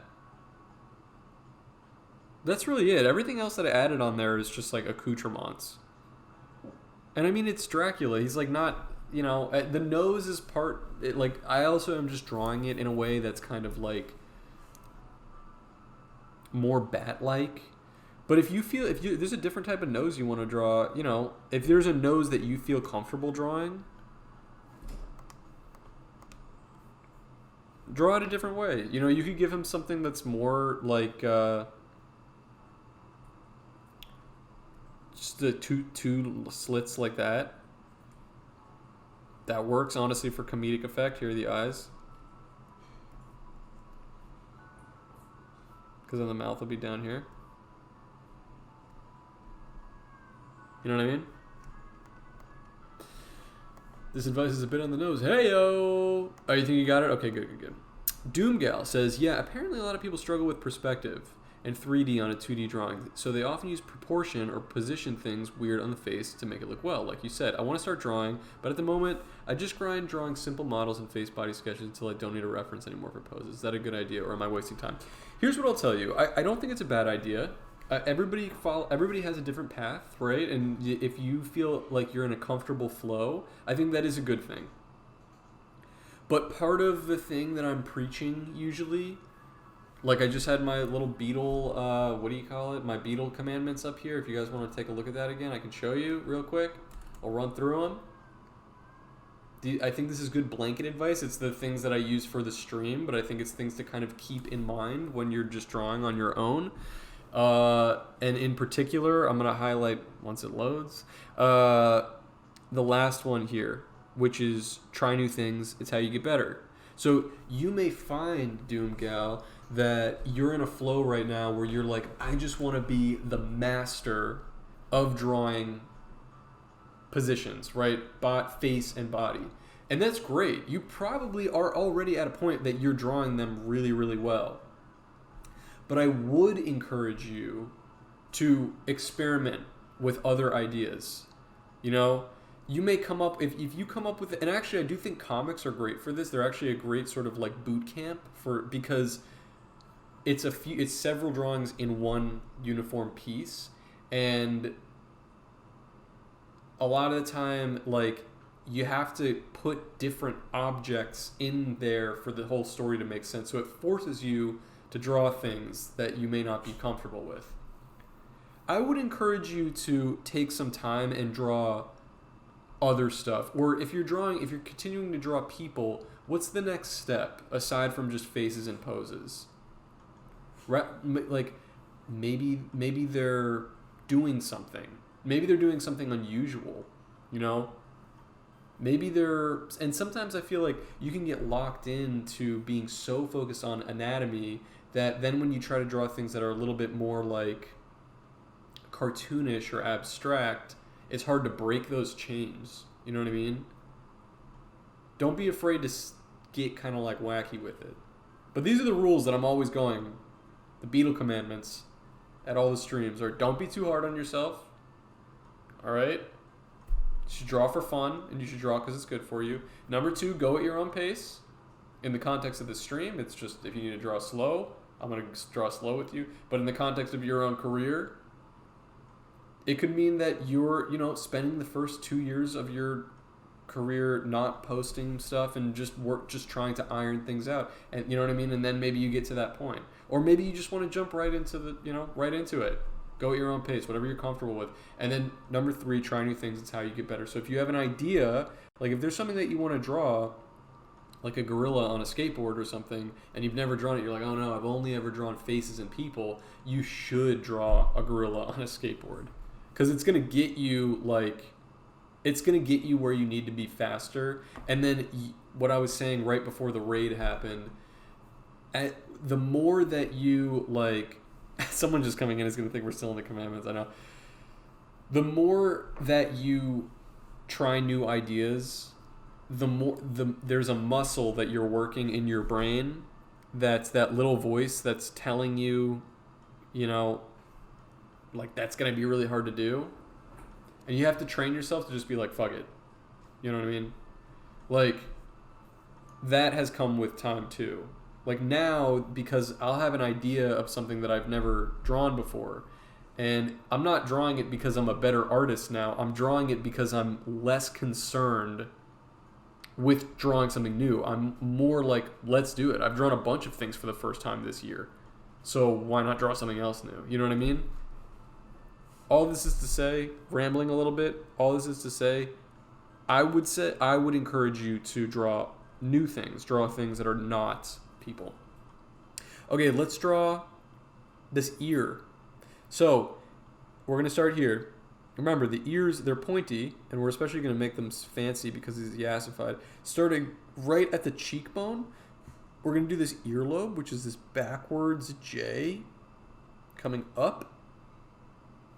And I'm really going ham with it. It's going above the eyebrow, basically.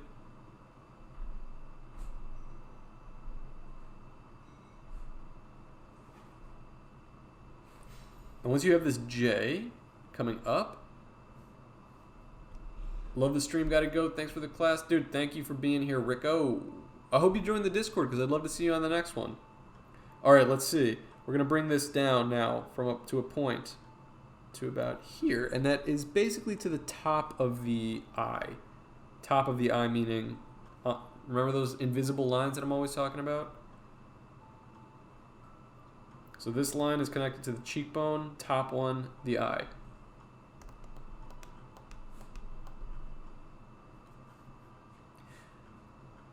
Posted my art. Let's go. Awesome, awesome, awesome. Inside the ear. All right. Talk about invisible lines. Middle of the earlobe here. I'm drawing this sort of hook shape.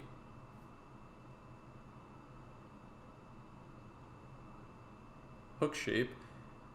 And then bringing it up. Bringing that line up.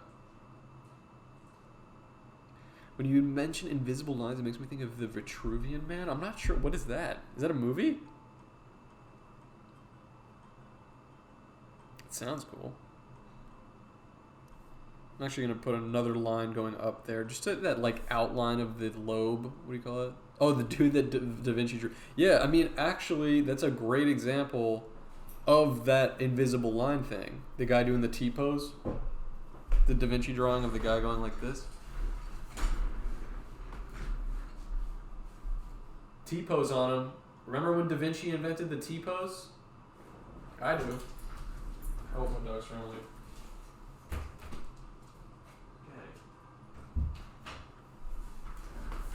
Okay. XQC stream for like 2 seconds. Okay. Next. The Vitruvian Man. The Vitruvian Man. The T-posian Man. Alright guys, this is a little bit of a wacky shape. So bear with me. Actually, it's really not. It's gonna be it's gonna be easy. We're actually gonna take so right from the bottom of this where this ear comes to, remember that invisible Vitruvian line? Okay. I'm gonna make a big hook. Big hook. And down to the middle.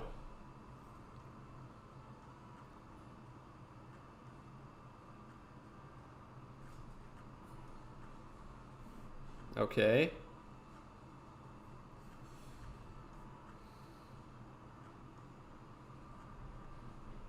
How's that? Next, let me see. What's the best way I can show you guys how to do this? We're just going to do those golden arches, baby. All the way around to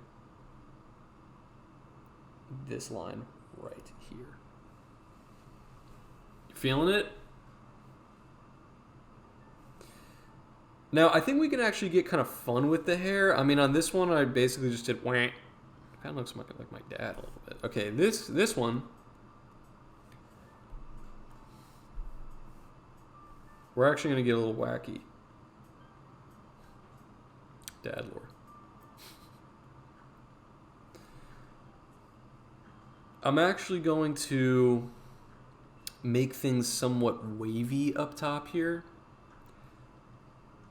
So I'm drawing a line around to the front of the head. But it's all just wiggly line all the way around. And then watch this. Okay? Little line in. It's not exactly an afro, it's just got like a brush back. We're making waves. Now, some people have difficulty with these types of shapes, but just remember it's all lines, just individual lines, all right? One line going back in, dip, give it another wave. And now wave it back.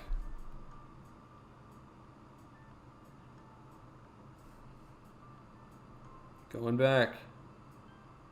Wave.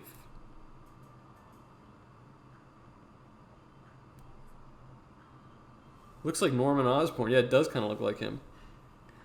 I like to give him a few lines at the bottom here. Give him that kind of what do you call it? What do you call those? The little gray things, the Mr. Fantastic thing. And then even actually at the front here, at the very front of the Widow's Peak, I'm going to hit him with another little... See that? Like the one hair sticking out.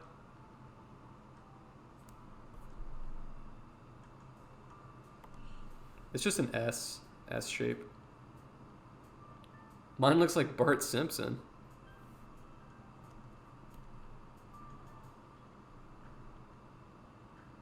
A notch in his eyebrow. Like this.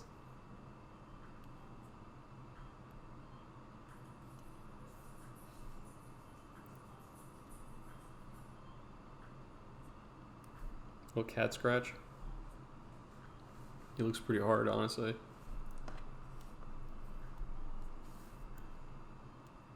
All right. Are we ready? Let's do the rest.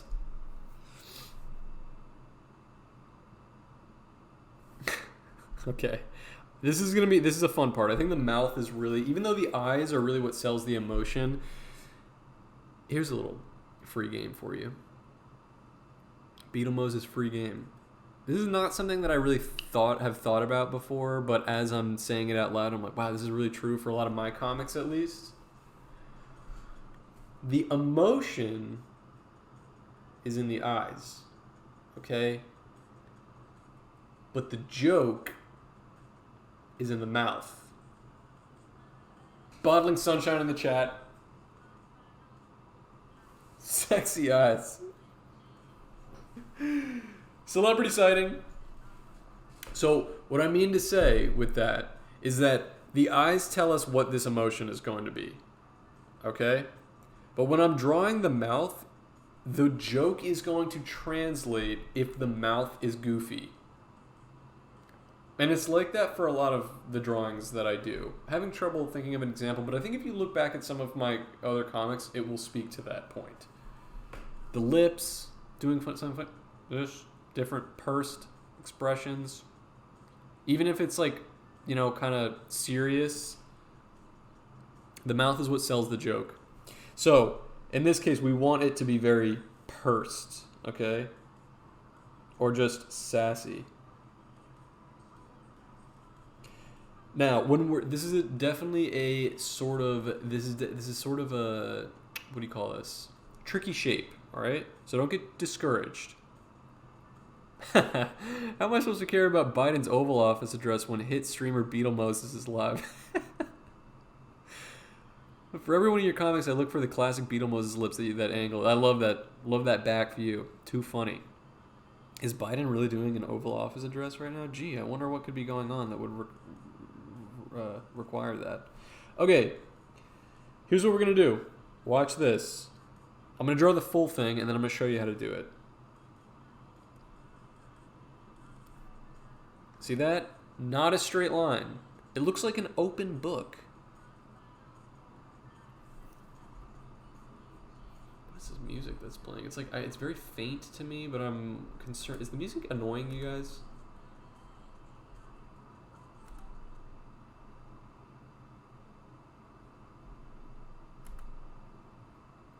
fine. I felt like I was like, if it's annoying me, you don't hear. It's like, I was like, if it's annoying me, it must be annoying them. What music? Is there no music? Oh, really? Okay. Oh. Maybe it's really low. Oh, my desktop audio is all the way down.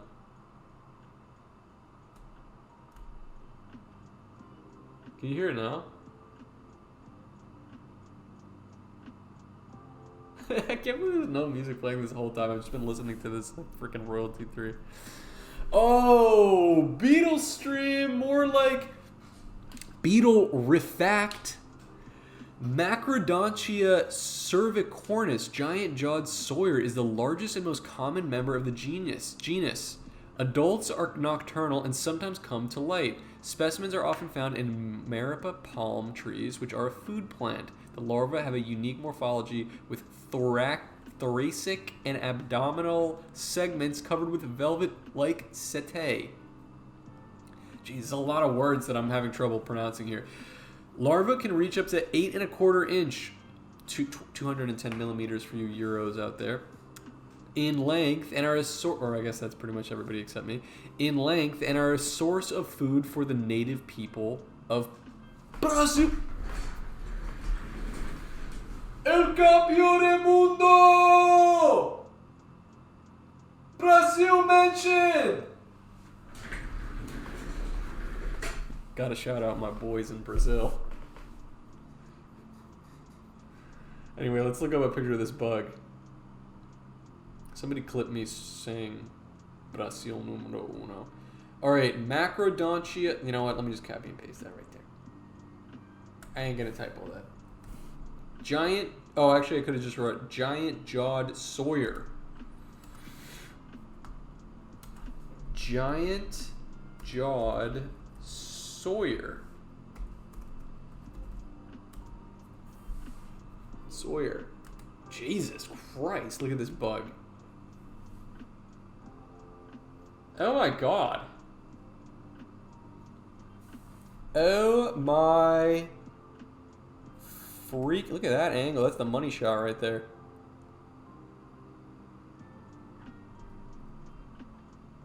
Wait, can you see it? That's disgusting. No, I'm just kidding. Natty, that's a great suggestion. That's a big S. That's a big freaking beetle, dude. Off topic, but how do you draw beetles? I'll show you how to do it. Brazil! Everybody drop a Brazil in the chat. An ugly planet. I like him, actually. I like this picture. Is this the same one? It was on Etsy. You know what, guys? It was just my birthday, as a lot of you guys know. And my gift to myself was a computer. So I'm getting a new computer. It's on its way, which is really exciting. But I'm going to tell you, I know this sounds a little weird. I know this sounds a little weird, a little freaky, a little bit like what a serial killer would have in their room. I really want like one of these taxidermized beetles. Not necessarily this one, but I will say, like, I really was looking at like a stag beetle. What do you call stag beetle in glass case? I was looking at them on, and they're a little bit on the, yeah, but like, look how cool that is, dude. Like, look at that.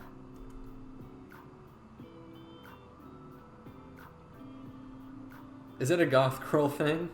I don't even care if it is. I'm a kind of a goth girl.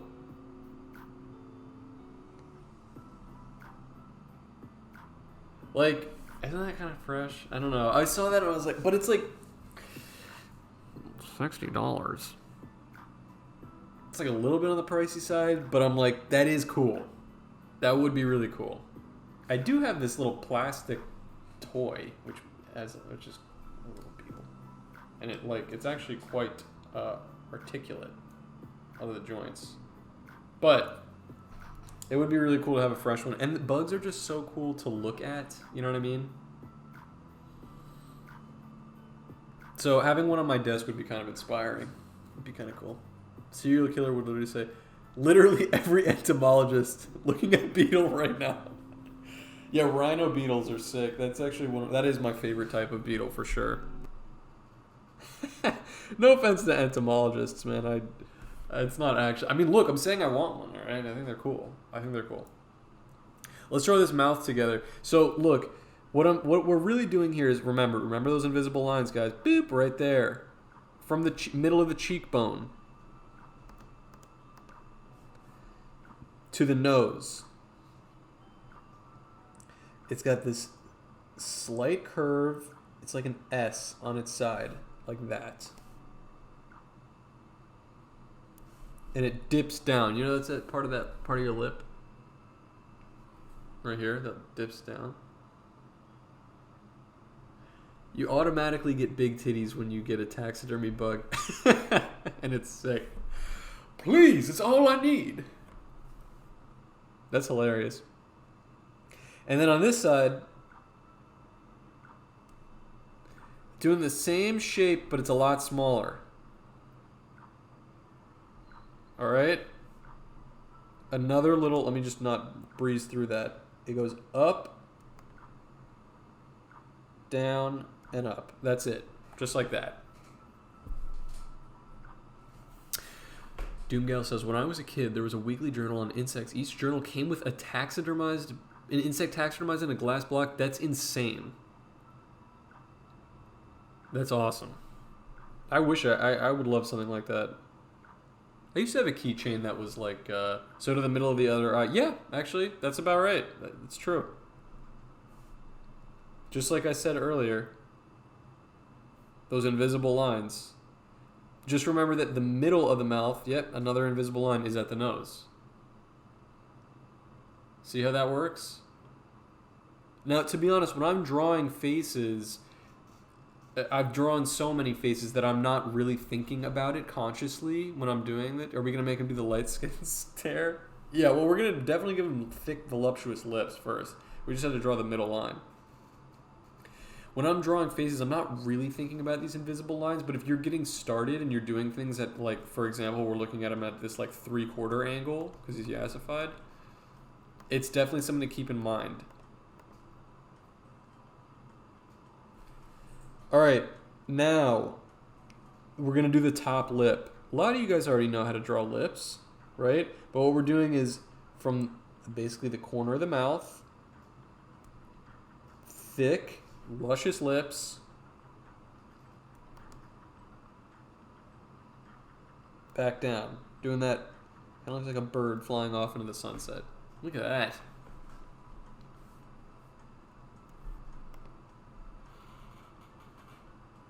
Drake the type of guy to suck your blood and go, ah ha ha. How's everybody doing? How'd everybody do with the mouth so far?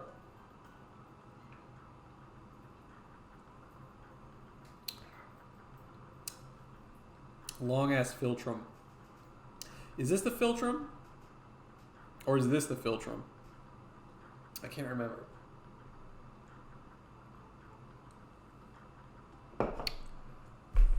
My lips are so juicy right now.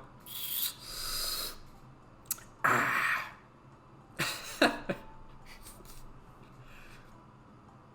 Space between your nose and top lip is this part. That little dip. Yeah, if you want to add that, you could do that too. Add a little J shape right there. But you got to just feel it out. Like, don't spend too much time on it. You know, you just got to give it that little whoop. Delicate. Perfect. You like that? All right, fangs. It's pretty self-explanatory, right? Little V, but with a slight curve. Is this not the most yassified Dracula you've ever seen? Sorry, excuse me.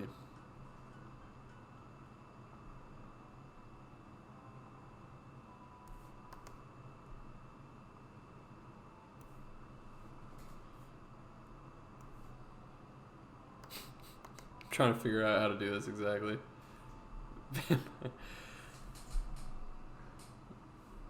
Not trying to diss you or anything, but mine is more handsome than yours. Oh, Annie says she just posted hers in the Discord. Let's go!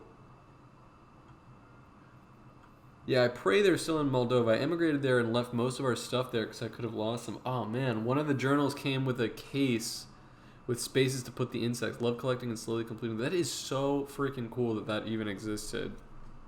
I wonder if there's a way to still get those somehow. It's really cool. He does have a little bit of an Elon Musk. Elon Musk wishes he looked like this, bro. Come on. So, what I'm doing here, I mean, to be fair, I made the fangs very long, but I'm going to just give him these really full, luscious lips. The bottom lip, generally, I don't actually connect to the thing. You can,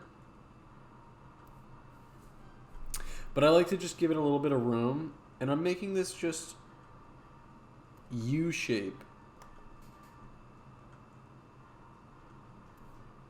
which goes under the lips. And just remember, the lowest point of the U is once again aligned with the rest of the lip.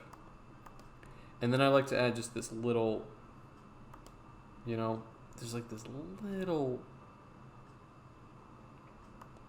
I don't know what you call that, a tiny little fold. Mwah! The top lip or bottom lip or both. Just gives it that extra little plumpness. Two little lines. You can give that also at the edge of the mouth there. Now, this is important, okay? We're going to draw the jawline, which is a pretty crucial part, I'd say. Where's the fit to screen? There we go. This is our regular Dracula. Look at him in comparison.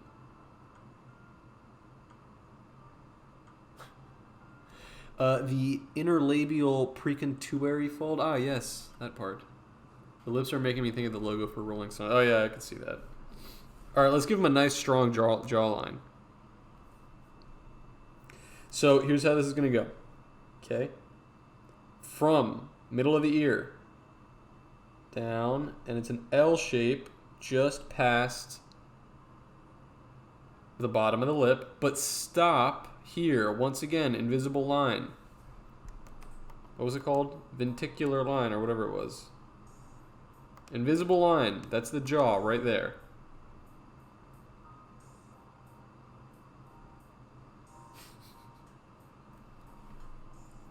And also, while we're here, I'm actually going to add a couple more. Add these little waves in the back.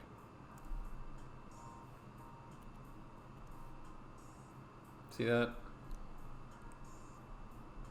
Just give him that little flip in the back. He's got the flow going a little bit. All right.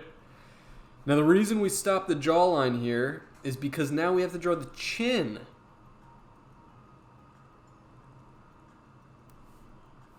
Now, see how I'm doing that? We're going straight. We're intersecting with it. So give it like just like an inch, not even an inch. What is it? Quarter inch above. Bring it down at a slight angle. You can actually drag it all the way across to just past this side of the lip. I'm loving this drawing. Yeah, I'm loving it too. Make sure that the mouth is contained in the chin here, because otherwise you're going to lose that pursed look. And then easy, another little L shape, straight up.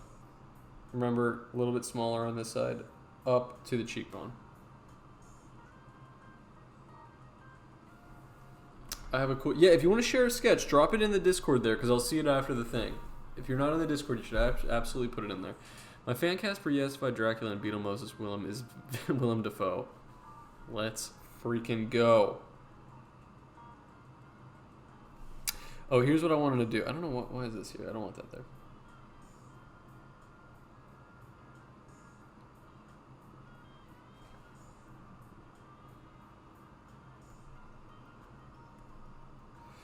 I like to add this also to really add to the, what do you call it? Protrusion of the chin here. See that? How I draw these two lines, sort of like soft C shapes coming up and intersecting with the, it goes like, it tucks under his lip there. And if you really want to get extra with it, you can even give him that little butt chin. Actually, maybe there's a better way to do that.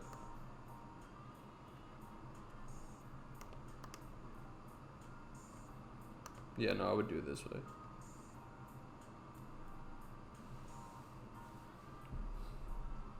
It's funny, I almost feel like his cheekbones are too small now. But it's alright, I'll leave them where they are.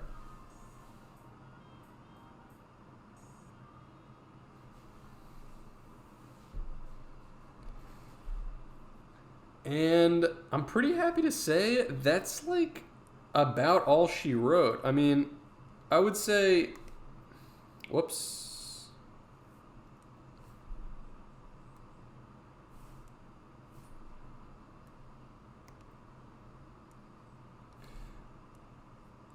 I would say what you could do now, what I'm going to do now, is color. I'm going to color it in. So I'm going to add a layer underneath. I don't normally like to just fill, but I think in this case, I actually like the idea of shading underneath. So I'm going to start coloring in like this. Oh, actually, let's give him that purple, pale purple look. Yes. Oh, the collar. Yeah, let's do that actually. Let me get rid of this. Let's actually draw that collar. Good call, good call. So, here's how I would do it. Right outside the, where his like flow sort of begins. You could actually do it just underneath here. I'm going to draw a straight line which turns into a hook shape. And bring that hook pretty far in. He's got the Dracula flow for show. Now, mine's going to get cut off, but I would bring this down to pretty much a perfect point at the middle here. Which turns into a V that comes up from this side. So we've got a V shape here. And then mirroring, right? C shape on that side.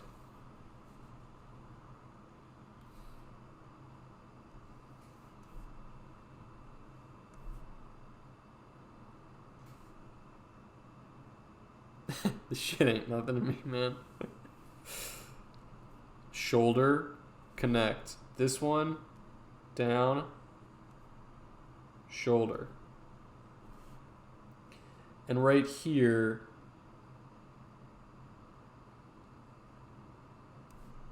let's see, how can I make his,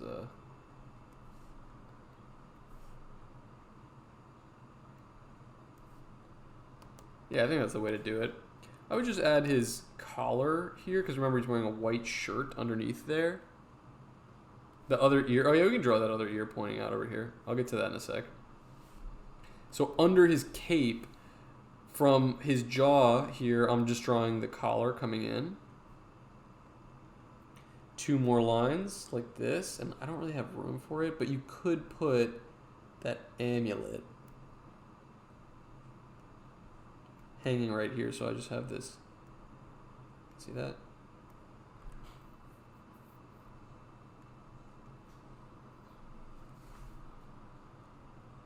So line coming from the jaw, line coming from the chin, and then I just drew his little amulet in here.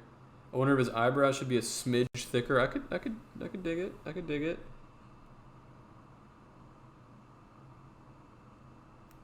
All you have to do is basically draw the same line and connect them.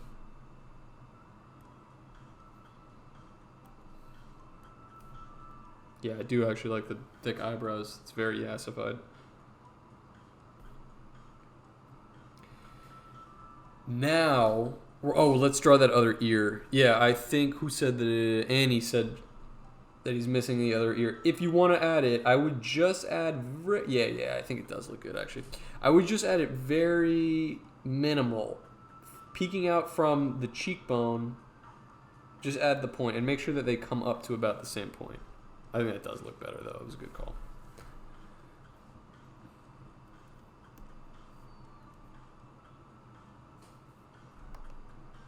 Does not close.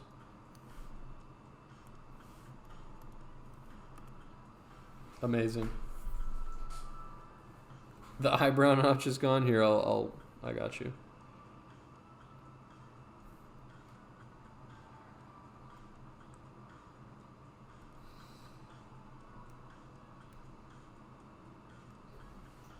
And the eyebrow notch looks better with the... So happy with the result. It looks good. The eyebrow notch actually looks better with a thicker eyebrow. Now, let's color him in. So I'm going to give him this purpley sort of... Oh, what? Oh, wrong layer. There we go.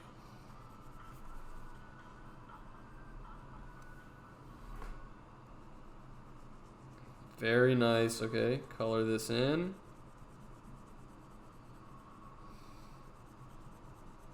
Now here's the thing. After I color this in, I'm still going to go over it because I want to add some... He needs some makeup. He needs some highlighter. And actually, because I don't know makeup that well, I'm going to need maybe some suggestions from the chat. But I just got to get his skin tone on here first.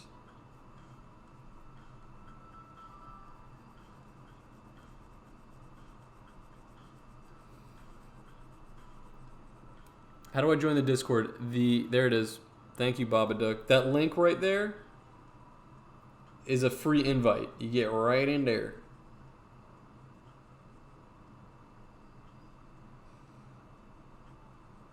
Okay.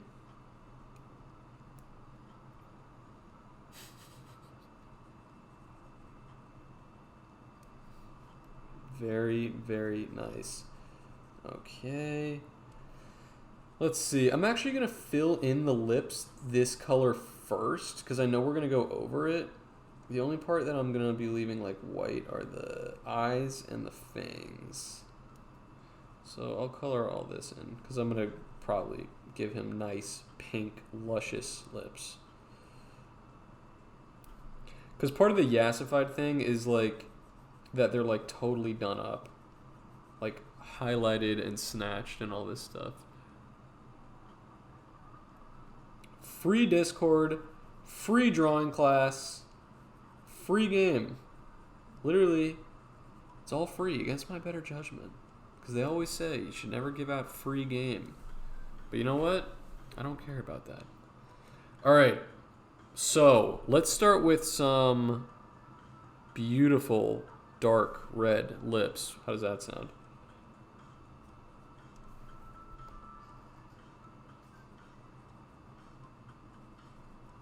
Oh my god, this is already like crazy. And then what I like to do is, especially when I'm coloring in the bottom lip, is usually like I try to make it a bit lighter or fainter than the top lip. I don't know if that's actually a makeup technique, but it just kind of like looks a little more natural. Can't really explain it.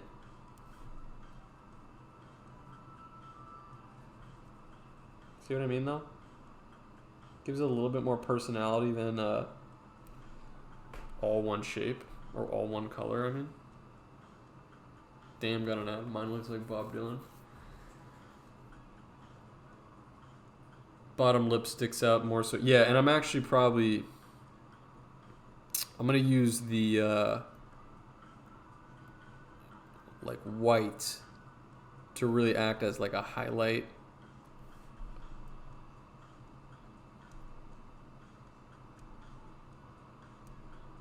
Definitely adds to that shiny effect, right? Oh, that's ridiculous. But yeah, definitely want to highlight that. All right, let's go next. Let's go back to the paint. And then this color... I want it to be red. I don't really want it to be obnoxiously red. That's a little obnoxious, honestly. But what do you guys think? Is there like a... Yeah, I need like a softer color. Let's go closer to... Let's go this. That's a bit better.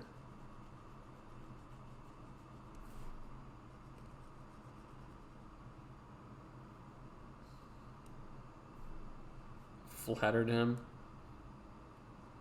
I created him. I should flatter him.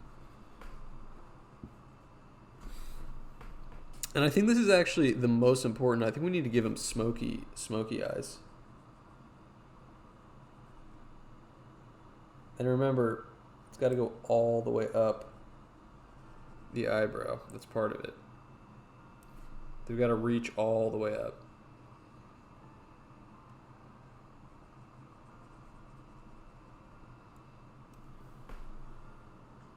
A little bit of airbrush on the edge.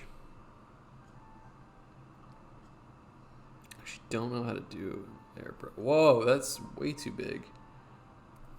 That's too small. That is just right. That's so funny. I actually never use the airbrush, but that actually does look good.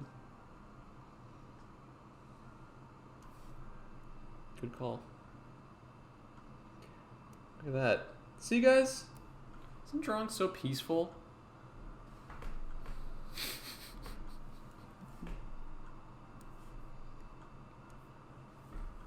Needed that highlight, but actually I'm not going to make that circular. I'm going to make it like a line up here.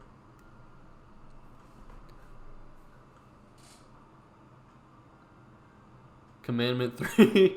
Try new things, it's true. And then what do you call this part? Isn't there like don't girls do something under here? Like a cheekbone thing? Or where does that go? Does anybody know how to explain that to me? Contour, is that what it's called?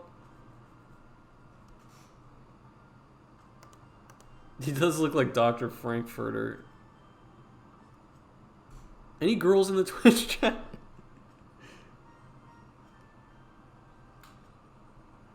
No, it definitely has to be airbrushed. Well, that doesn't look so bad. Where can somebody... I don't know how to do makeup. We need James Charles in the chat.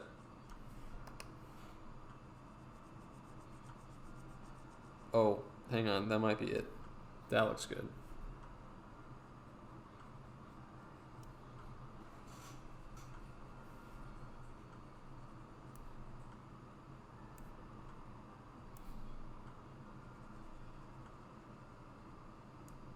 How's that?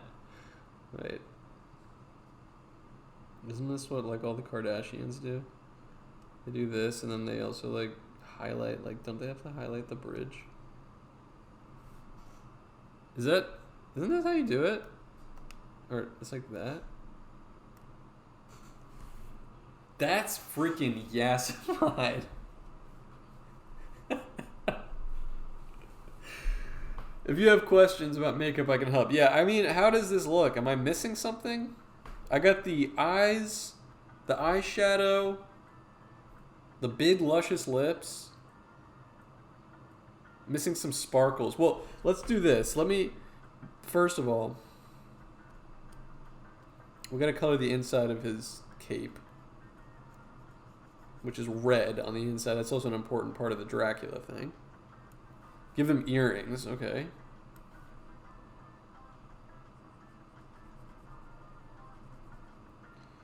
Gotta also make the amulet red. Chain gold.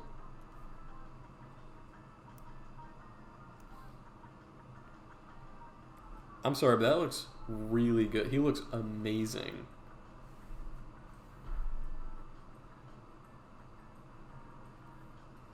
Yeah, I could definitely hit him with some sparkles.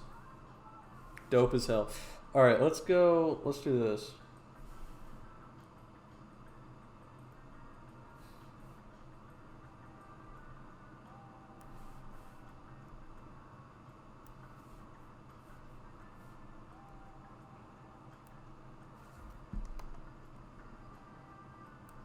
is always how I draw the sparkles.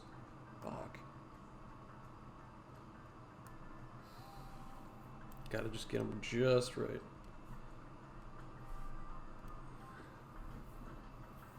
Oh my god, he is glimmering. I see you met my faithful handyman. Oh, earrings, so he said. Yeah, I can give him an earring.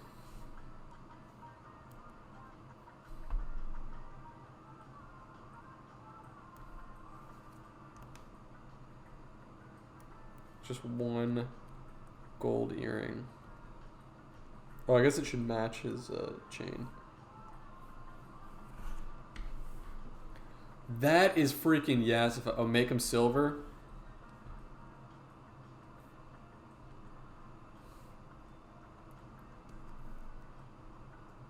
Gotta add that little shine. Dude. That, I mean, that is pretty good. I mean, what else can I say? That is very, very good.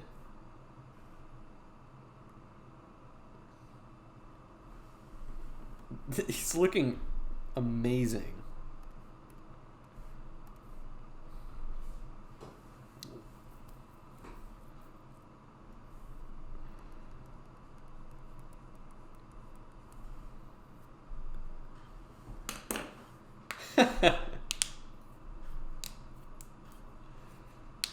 Yassified.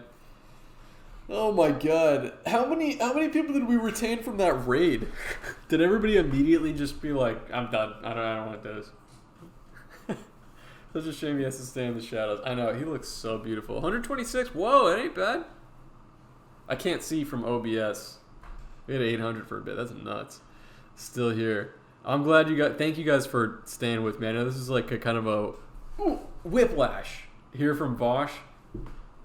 I love that. I love that guy. I can't believe that he hooked me up with the raid. That was super, super nice. While you guys are finishing, still here? Let's freaking go. While you guys are here and you're still finishing, yeah, I'm gonna check the Discord submissions. Dang, a lot of people joined the Discord. That's awesome. Posted, baby. Yeah, dude, I love doing these type of streams, and you guys popped in at a really good time to start following me because this is the final stream that's going to be happening on my really old hunk of junk computer. I literally just had a subathon last week, which was successful, which was awesome, and all of that sub payments went to immediately buying a new computer, which is arriving tomorrow. I got like a totally tricked out, like sweet, well, it's not crazy, but it's like way better than what I'm currently using. So in my eyes, it's tricked out.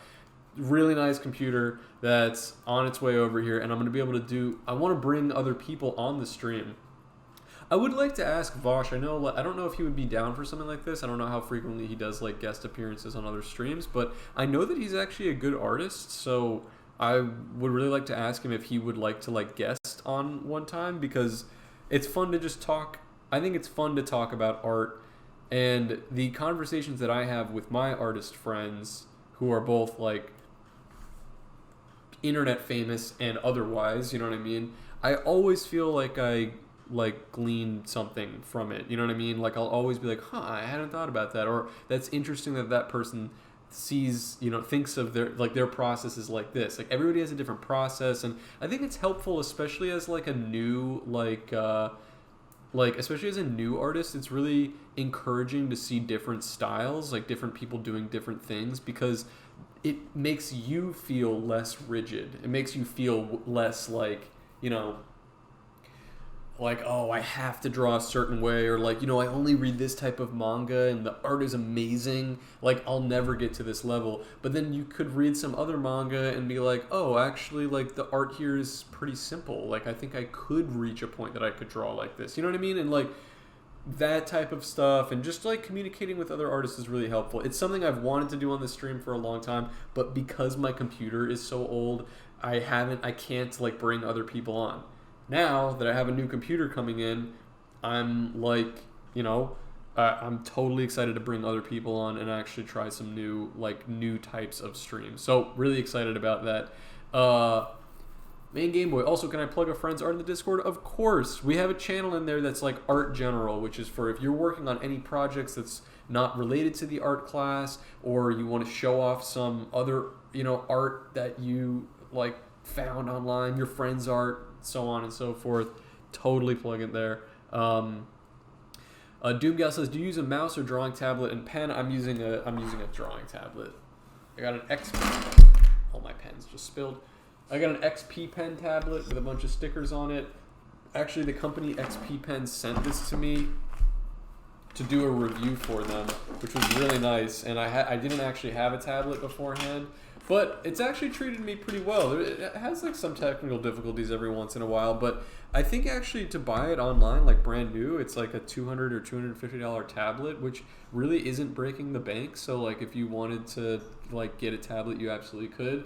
I really only use it for the streams. If you guys actually follow me on, I don't know where my thing is, but if you guys actually follow me on Instagram or Twitter, which you should, if you're watching the stream, you should totally drop me a follow over there because that's where my primary stuff is. I do all of my comics in a little book like this on pen and paper.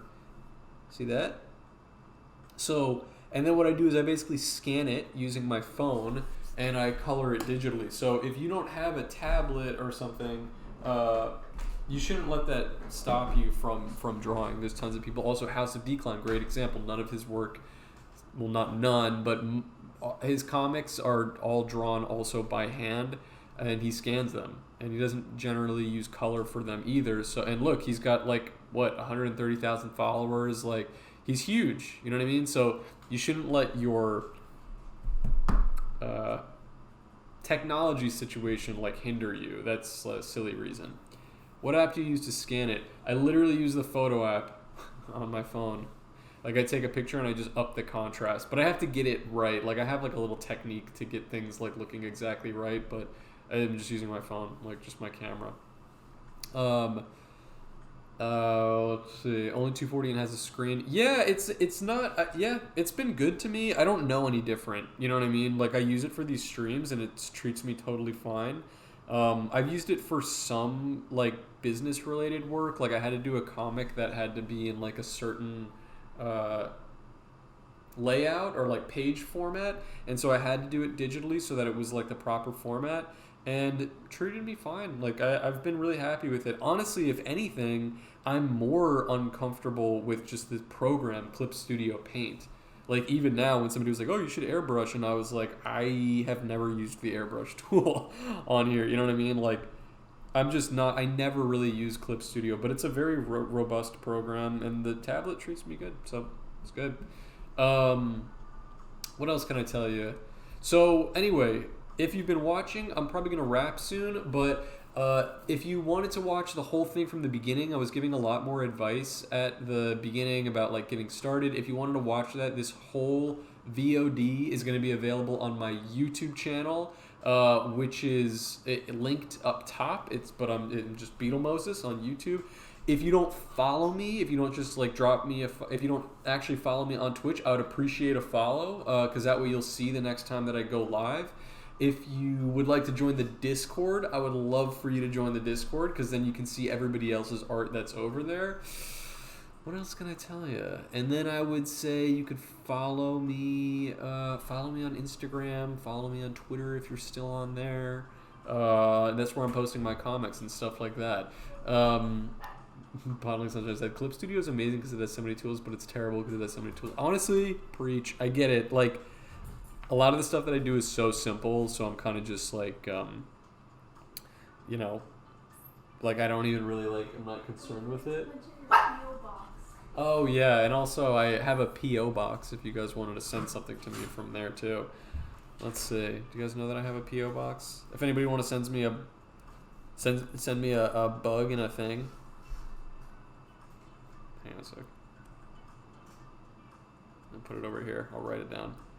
If anybody wants to send me mail, it's really fun. P.O. Box 9403. Coral Springs, Florida, 33075. This is actually not really close to my house anymore, but I have for the rest of the year. I moved kind of recently. Let's see. Oh, random question, but is the character next to your face camera a beetle? Yeah, that's kind of just like my little beetle Sona. It's like my little bug Sona. Florida resident, let's point left. Oh, don't do it. Yeah, when I first joined Twitter, sort of the backstory was that I actually was using like closer... It was like using my real name, kind of. But it had all these numbers. It was like super clunky. It had like numbers and underscore. It was like Harris underscore art and like numbers. It was such a bad username. I don't know what the fuck I was thinking. And then YOLO Swag Studios was the one that kind of like was like, dude, you should start posting comics more frequently. Like I really think they'd blow up. I think they'd do well. And I was like, okay, and I started posting under that username, and then he was on a space, yeah, something like that, basically. And he was on a Twitter space with House of Decline, and this is back when I had like 10 followers on Twitter, and he was like he was on the space, and he was like, literally like, dude, go follow my boy. I'm telling you, buy in right now. He's gonna be the next big thing. The actual thing, it was HARR11S_art. Like, go follow him right now. And as he was saying it out loud, I was like cringing, and I was like, no one is gonna follow that. Like, it was like such a bad. I was like, okay, done. Time for a rebrand. Like, I was like, I'm doing these comics. Let me do a rebrand. And I came up with the name Beetle Moses. I don't know why. It just popped into my head. I just wanted something that sounded like a name and that didn't have any numbers in it. And I don't know. That's just the one that like I was like, okay, I don't know. I don't know why that one was the one. But once I drew it, or once I wrote it in, and Twitter was like, this username's available. I'm like, based, okay. So I did it, and then I was like, well, let me draw. What does this character Beetle Moses look like? And I based sort of the drawing on, like, you guys can probably see on my Twitter banner, like this album cover. I'll show you. Amazing album, by the way. It's this one. One of my favorite albums. Black Moses by Isaac Hayes. There's this image.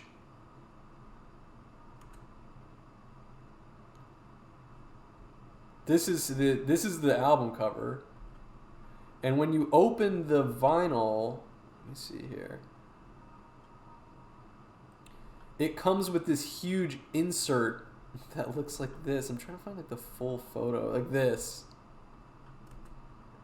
is the full image. So I actually based the character off of this like sort of drawing. That's why he's holding that, like, that's why he has that hood on. Like, I was pretty much looking at this when I drew the character.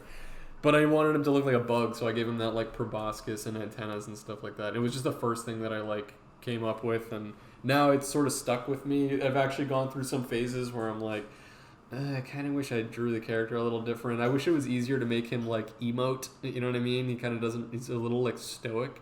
But, you know, people like him. I get compliments on him now and again where people are just like, oh, I love your character. It always makes me laugh when I see it. It's so funny. And I'm like, okay. You know, it's like, rule number 1, don't be too hard on yourself. I'm like, all right, I'll keep him in there. I still have him for now. I don't actually use him or really flaunt him so much on Instagram. Like, I use him more on Twitter. And I did a lot more, like, earlier on, I was using him pretty much just, like, always as my, like, stand-in. And if you guys follow me on Instagram, like, I don't use him over there really. I like almost never show him, but he shows up. He's like here on my feed. I think he'll kind of be one of these like characters where even if I sort of like move on from using him as my stand-in, like as my actual Sona, so to speak, he'll always kind of just be like a little like a guy there. Oh, YOLO Swag in the chat. YOLO Swag Studios in the chat. How much do we have to pay to meet the Beetle Moses? $100. Wish I could come up with something cool. I like Dawn of Bran. I think that's cool. He's a good character. I do like him, and he's gone through a few changes. Like, he was pure black and white when I first did him, and now he's got this kind of like periwinkle color and browns, which is a little bit more exciting. I tried to kind of like give him a little more life, you know, like breathe some life into him. So anyway, that's a little bit of Beetle lore. What else can I tell you? So anyway, Beetle Moses on there. Oh, and then if you want to also join a really fresh community, and if you want early access to Beetle Moses material, early access to YOLO swag material, and you want there it is, and you also want bonus episodes of the podcast. We played Jackbox. We have a Minecraft server. Like it's it's a fresh ass community. You can support me and YOLO Swag Studios on Patreon. The link is right there. It's patreon.com/coldcuts. I'm telling you, there ain't a Patreon out there that you get more bang for your buck. And then that's all just that's not just the bottom to the lowest tier. Yeah, I have a podcast. It's called Cold Cuts. We have them on YouTube, and we have over 70 episodes on our Patreon as well. We have awesome, we've had so many fresh guests on there. That's when I'm not doing anything that's solo Beetle stuff, it's all Cold Cuts related. So if you just can't get enough material and you also want to support me and help us both keep going, please check out that Patreon. You're going to love what you see. You're going to like how you look. I guarantee it. The channel's name is Cold Cuts. Yeah, Cold Cuts. Well, on YouTube, it's Cold Cuts Pod. Cold Cuts Podcast. But yeah, the Patreon link is right there. What else can I tell you? Does anybody have any more questions? Give me an art related question. I'm still kind of feeling myself. I'll be on here. Let's say give it another 5 minutes for some. How big is it? What do you think?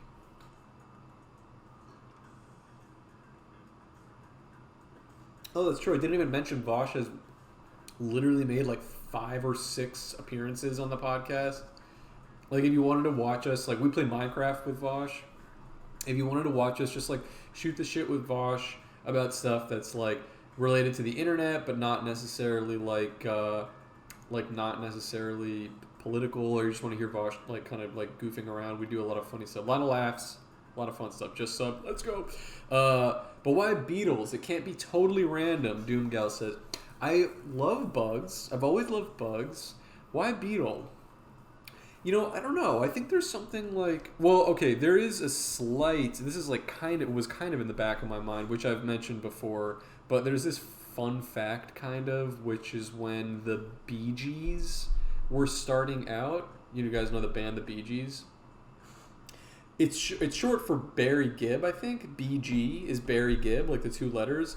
But their manager advised them to style it BEEGEE because they knew that by having it next to the Beatles in a jukebox, alphabetically, they would get more name recognition. People would be flipping through the Beatles, and then as soon as the Beatles is through, Bee Gees. It was just some weird business decision that they made. And so I don't know, something, even though my name is not related to anybody in particular, I like that BEE thing. And so I kind of was just that's sort of another piece to it, why I kind of like the idea of oh, maybe when I pick my name it'll also be something in that. I like the idea of a Beetle character.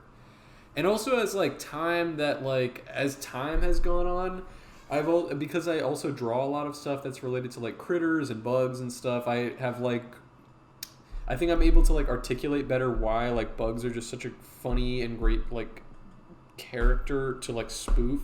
Is they're so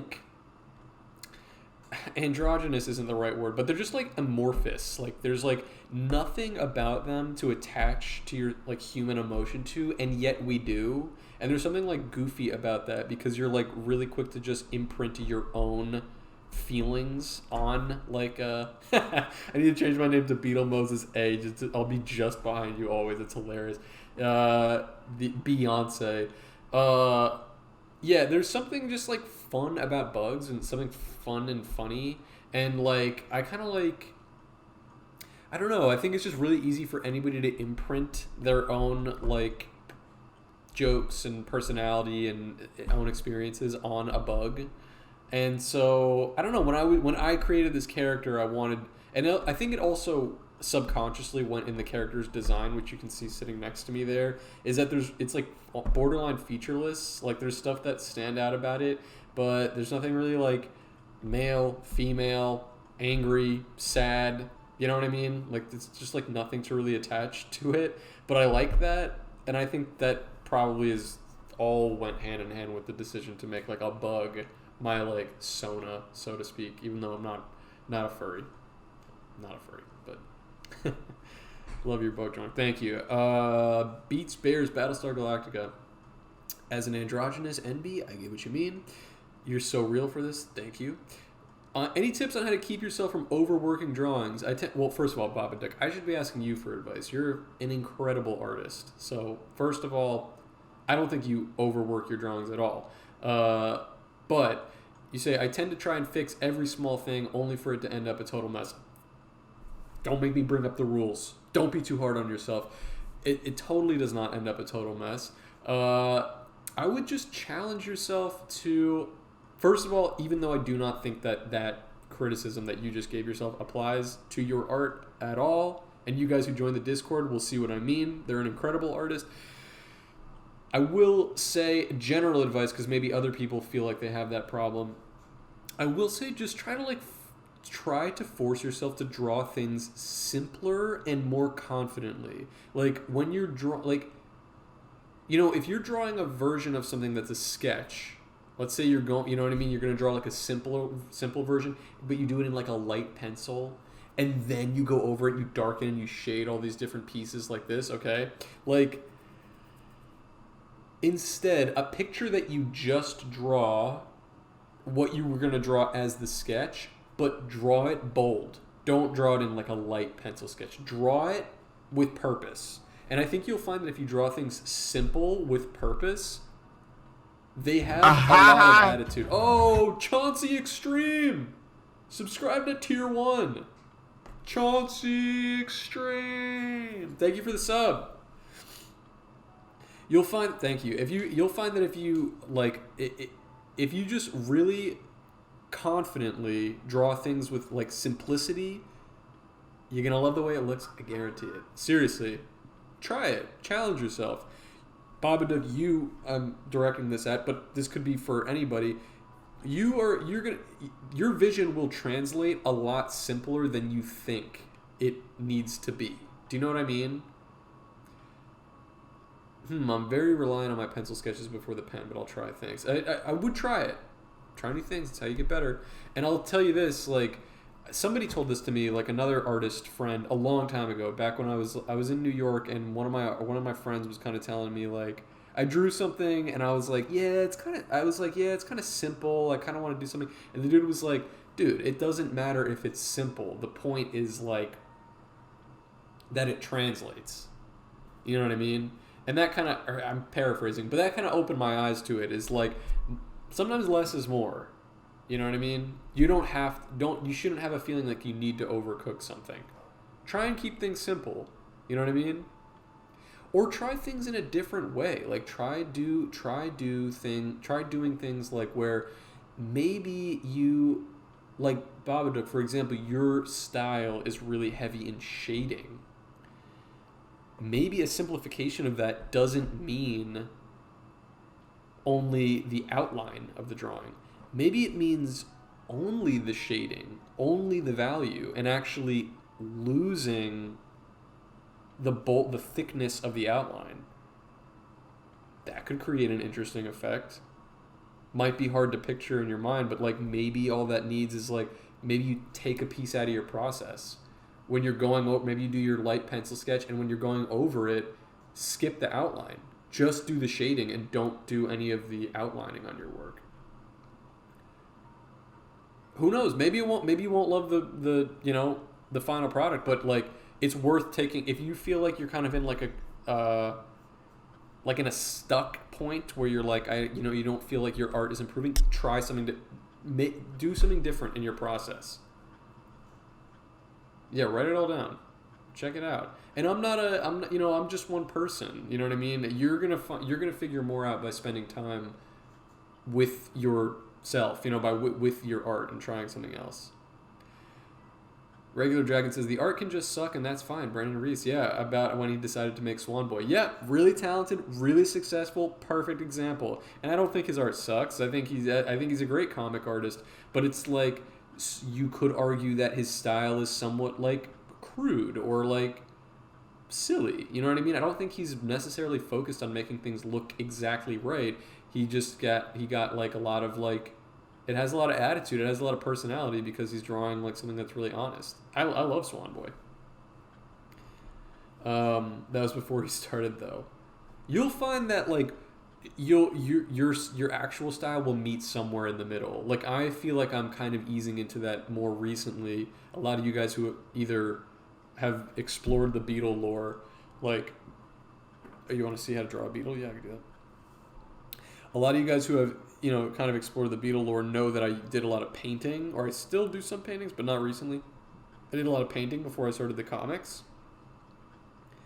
And I've been kind of like trying to figure out like how do I get to a point where I can kind of like meld the two. Oh, who's in the chat? I was trying to get to a point like how can I meld the two together? And I feel like it's kind of happened naturally. I'm like starting to like explore more shading and make things look a little bit more realistic and like, you know what I mean? I'm kind of like at this happy medium now where now I think the comics that I draw don't look exactly how they did a year ago when I started. And I'm starting to get back into that vibe of really focusing on like finishing touches. I'm going to show you how to draw a Beetle. And then I'm going to hop off. Here's how I would do it. Ready?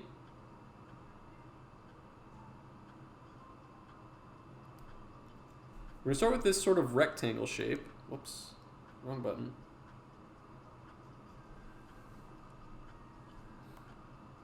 Think of a rectangle, but at the bottom, give it this kind of curve.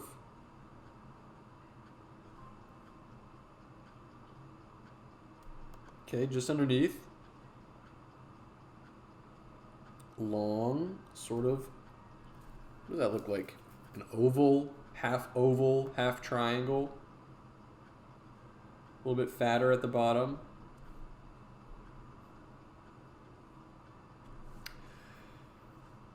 Mainboy says, been trying to use more sketches references for my art, like for Swag Monkey. I can almost never get them right without a reference for some reason. That's alright. Sometimes it's good to throw the reference to the wind, you know what I mean? But references are great. They're really helpful. They produce a different product when you use them. Doomgal says, true, people need to de-brainworms themselves from the idea of art being better when it's more complex. As soon as I accepted art as anything that someone expresses, I enjoy drawing way more. That's true.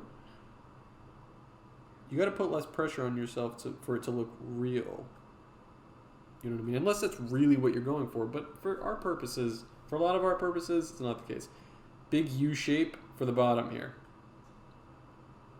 Now, straight line. Coming up to de-brainworms.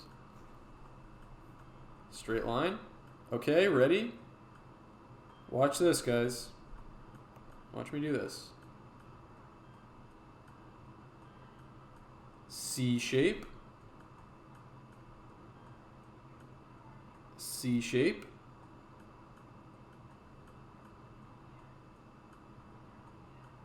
Okay. Divot. Point. And bring it around. And we're going to mirror that. Make this little Y or V shape. Bring it around. Now on the side here, zoom in a bit more. A little circle or a C connected and another little circle. Two eyes.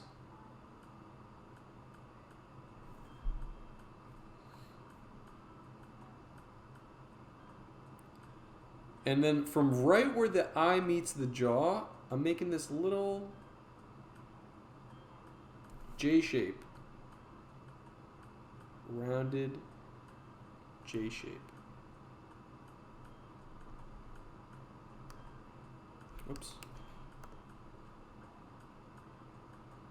which are just the little antennas peeking out.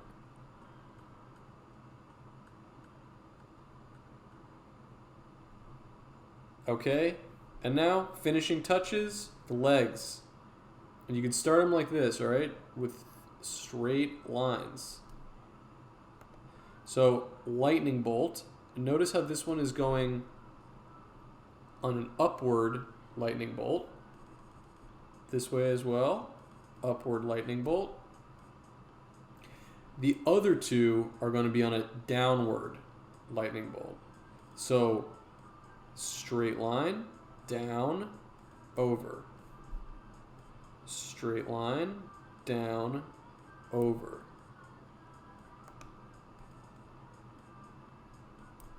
And then the last one, which you can barely see because it's like you have to picture it's under here. Straight line, down, over. Straight line, down, over. See that? And the last thing that you need to do is just make them 3D, basically the same way that we did with these mandibles up here.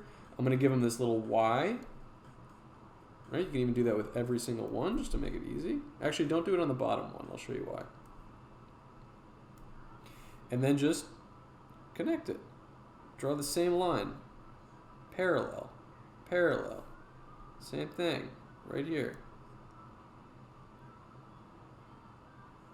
Oh, what is the podcast about? It's like literally about a little bit of everything. We talk about all kinds of stuff. All kinds of stuff. Current events. We just tell stories. There's a lot of storytelling. We have so many episodes with guests, which are like kind of around the guest. Talk a lot about just like the internet, memes. I like to think it's funny. There's a lot of episodes, if you like click right in there's a lot of episodes that are like we're like crying laughing. It's really goofy. And then check this out. Final bit, all right, with the legs. This one's slightly different. I'm putting a little curve down here.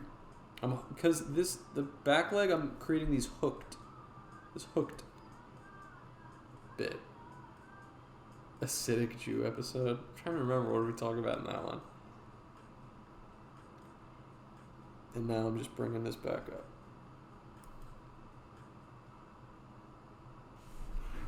And that's it, guys. That's it. I'm going to color this in.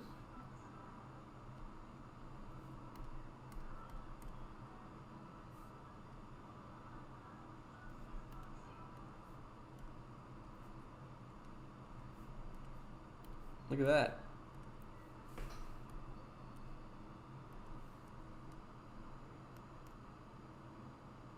Oops.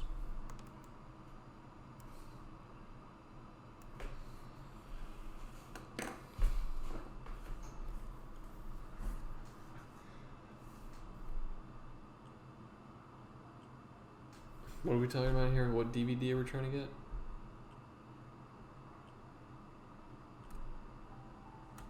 What did I miss? Meet the Feebles. No, I've not heard of that one. But I'll definitely check it out.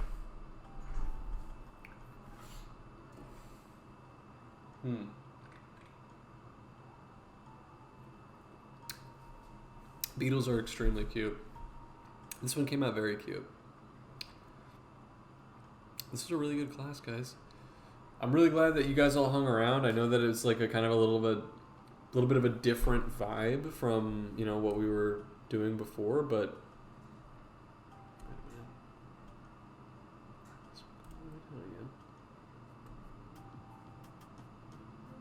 there we go. Very different vibe from the Bosch stream, but I hope that a lot of you guys hung out here. All right, here's what I'll tell you.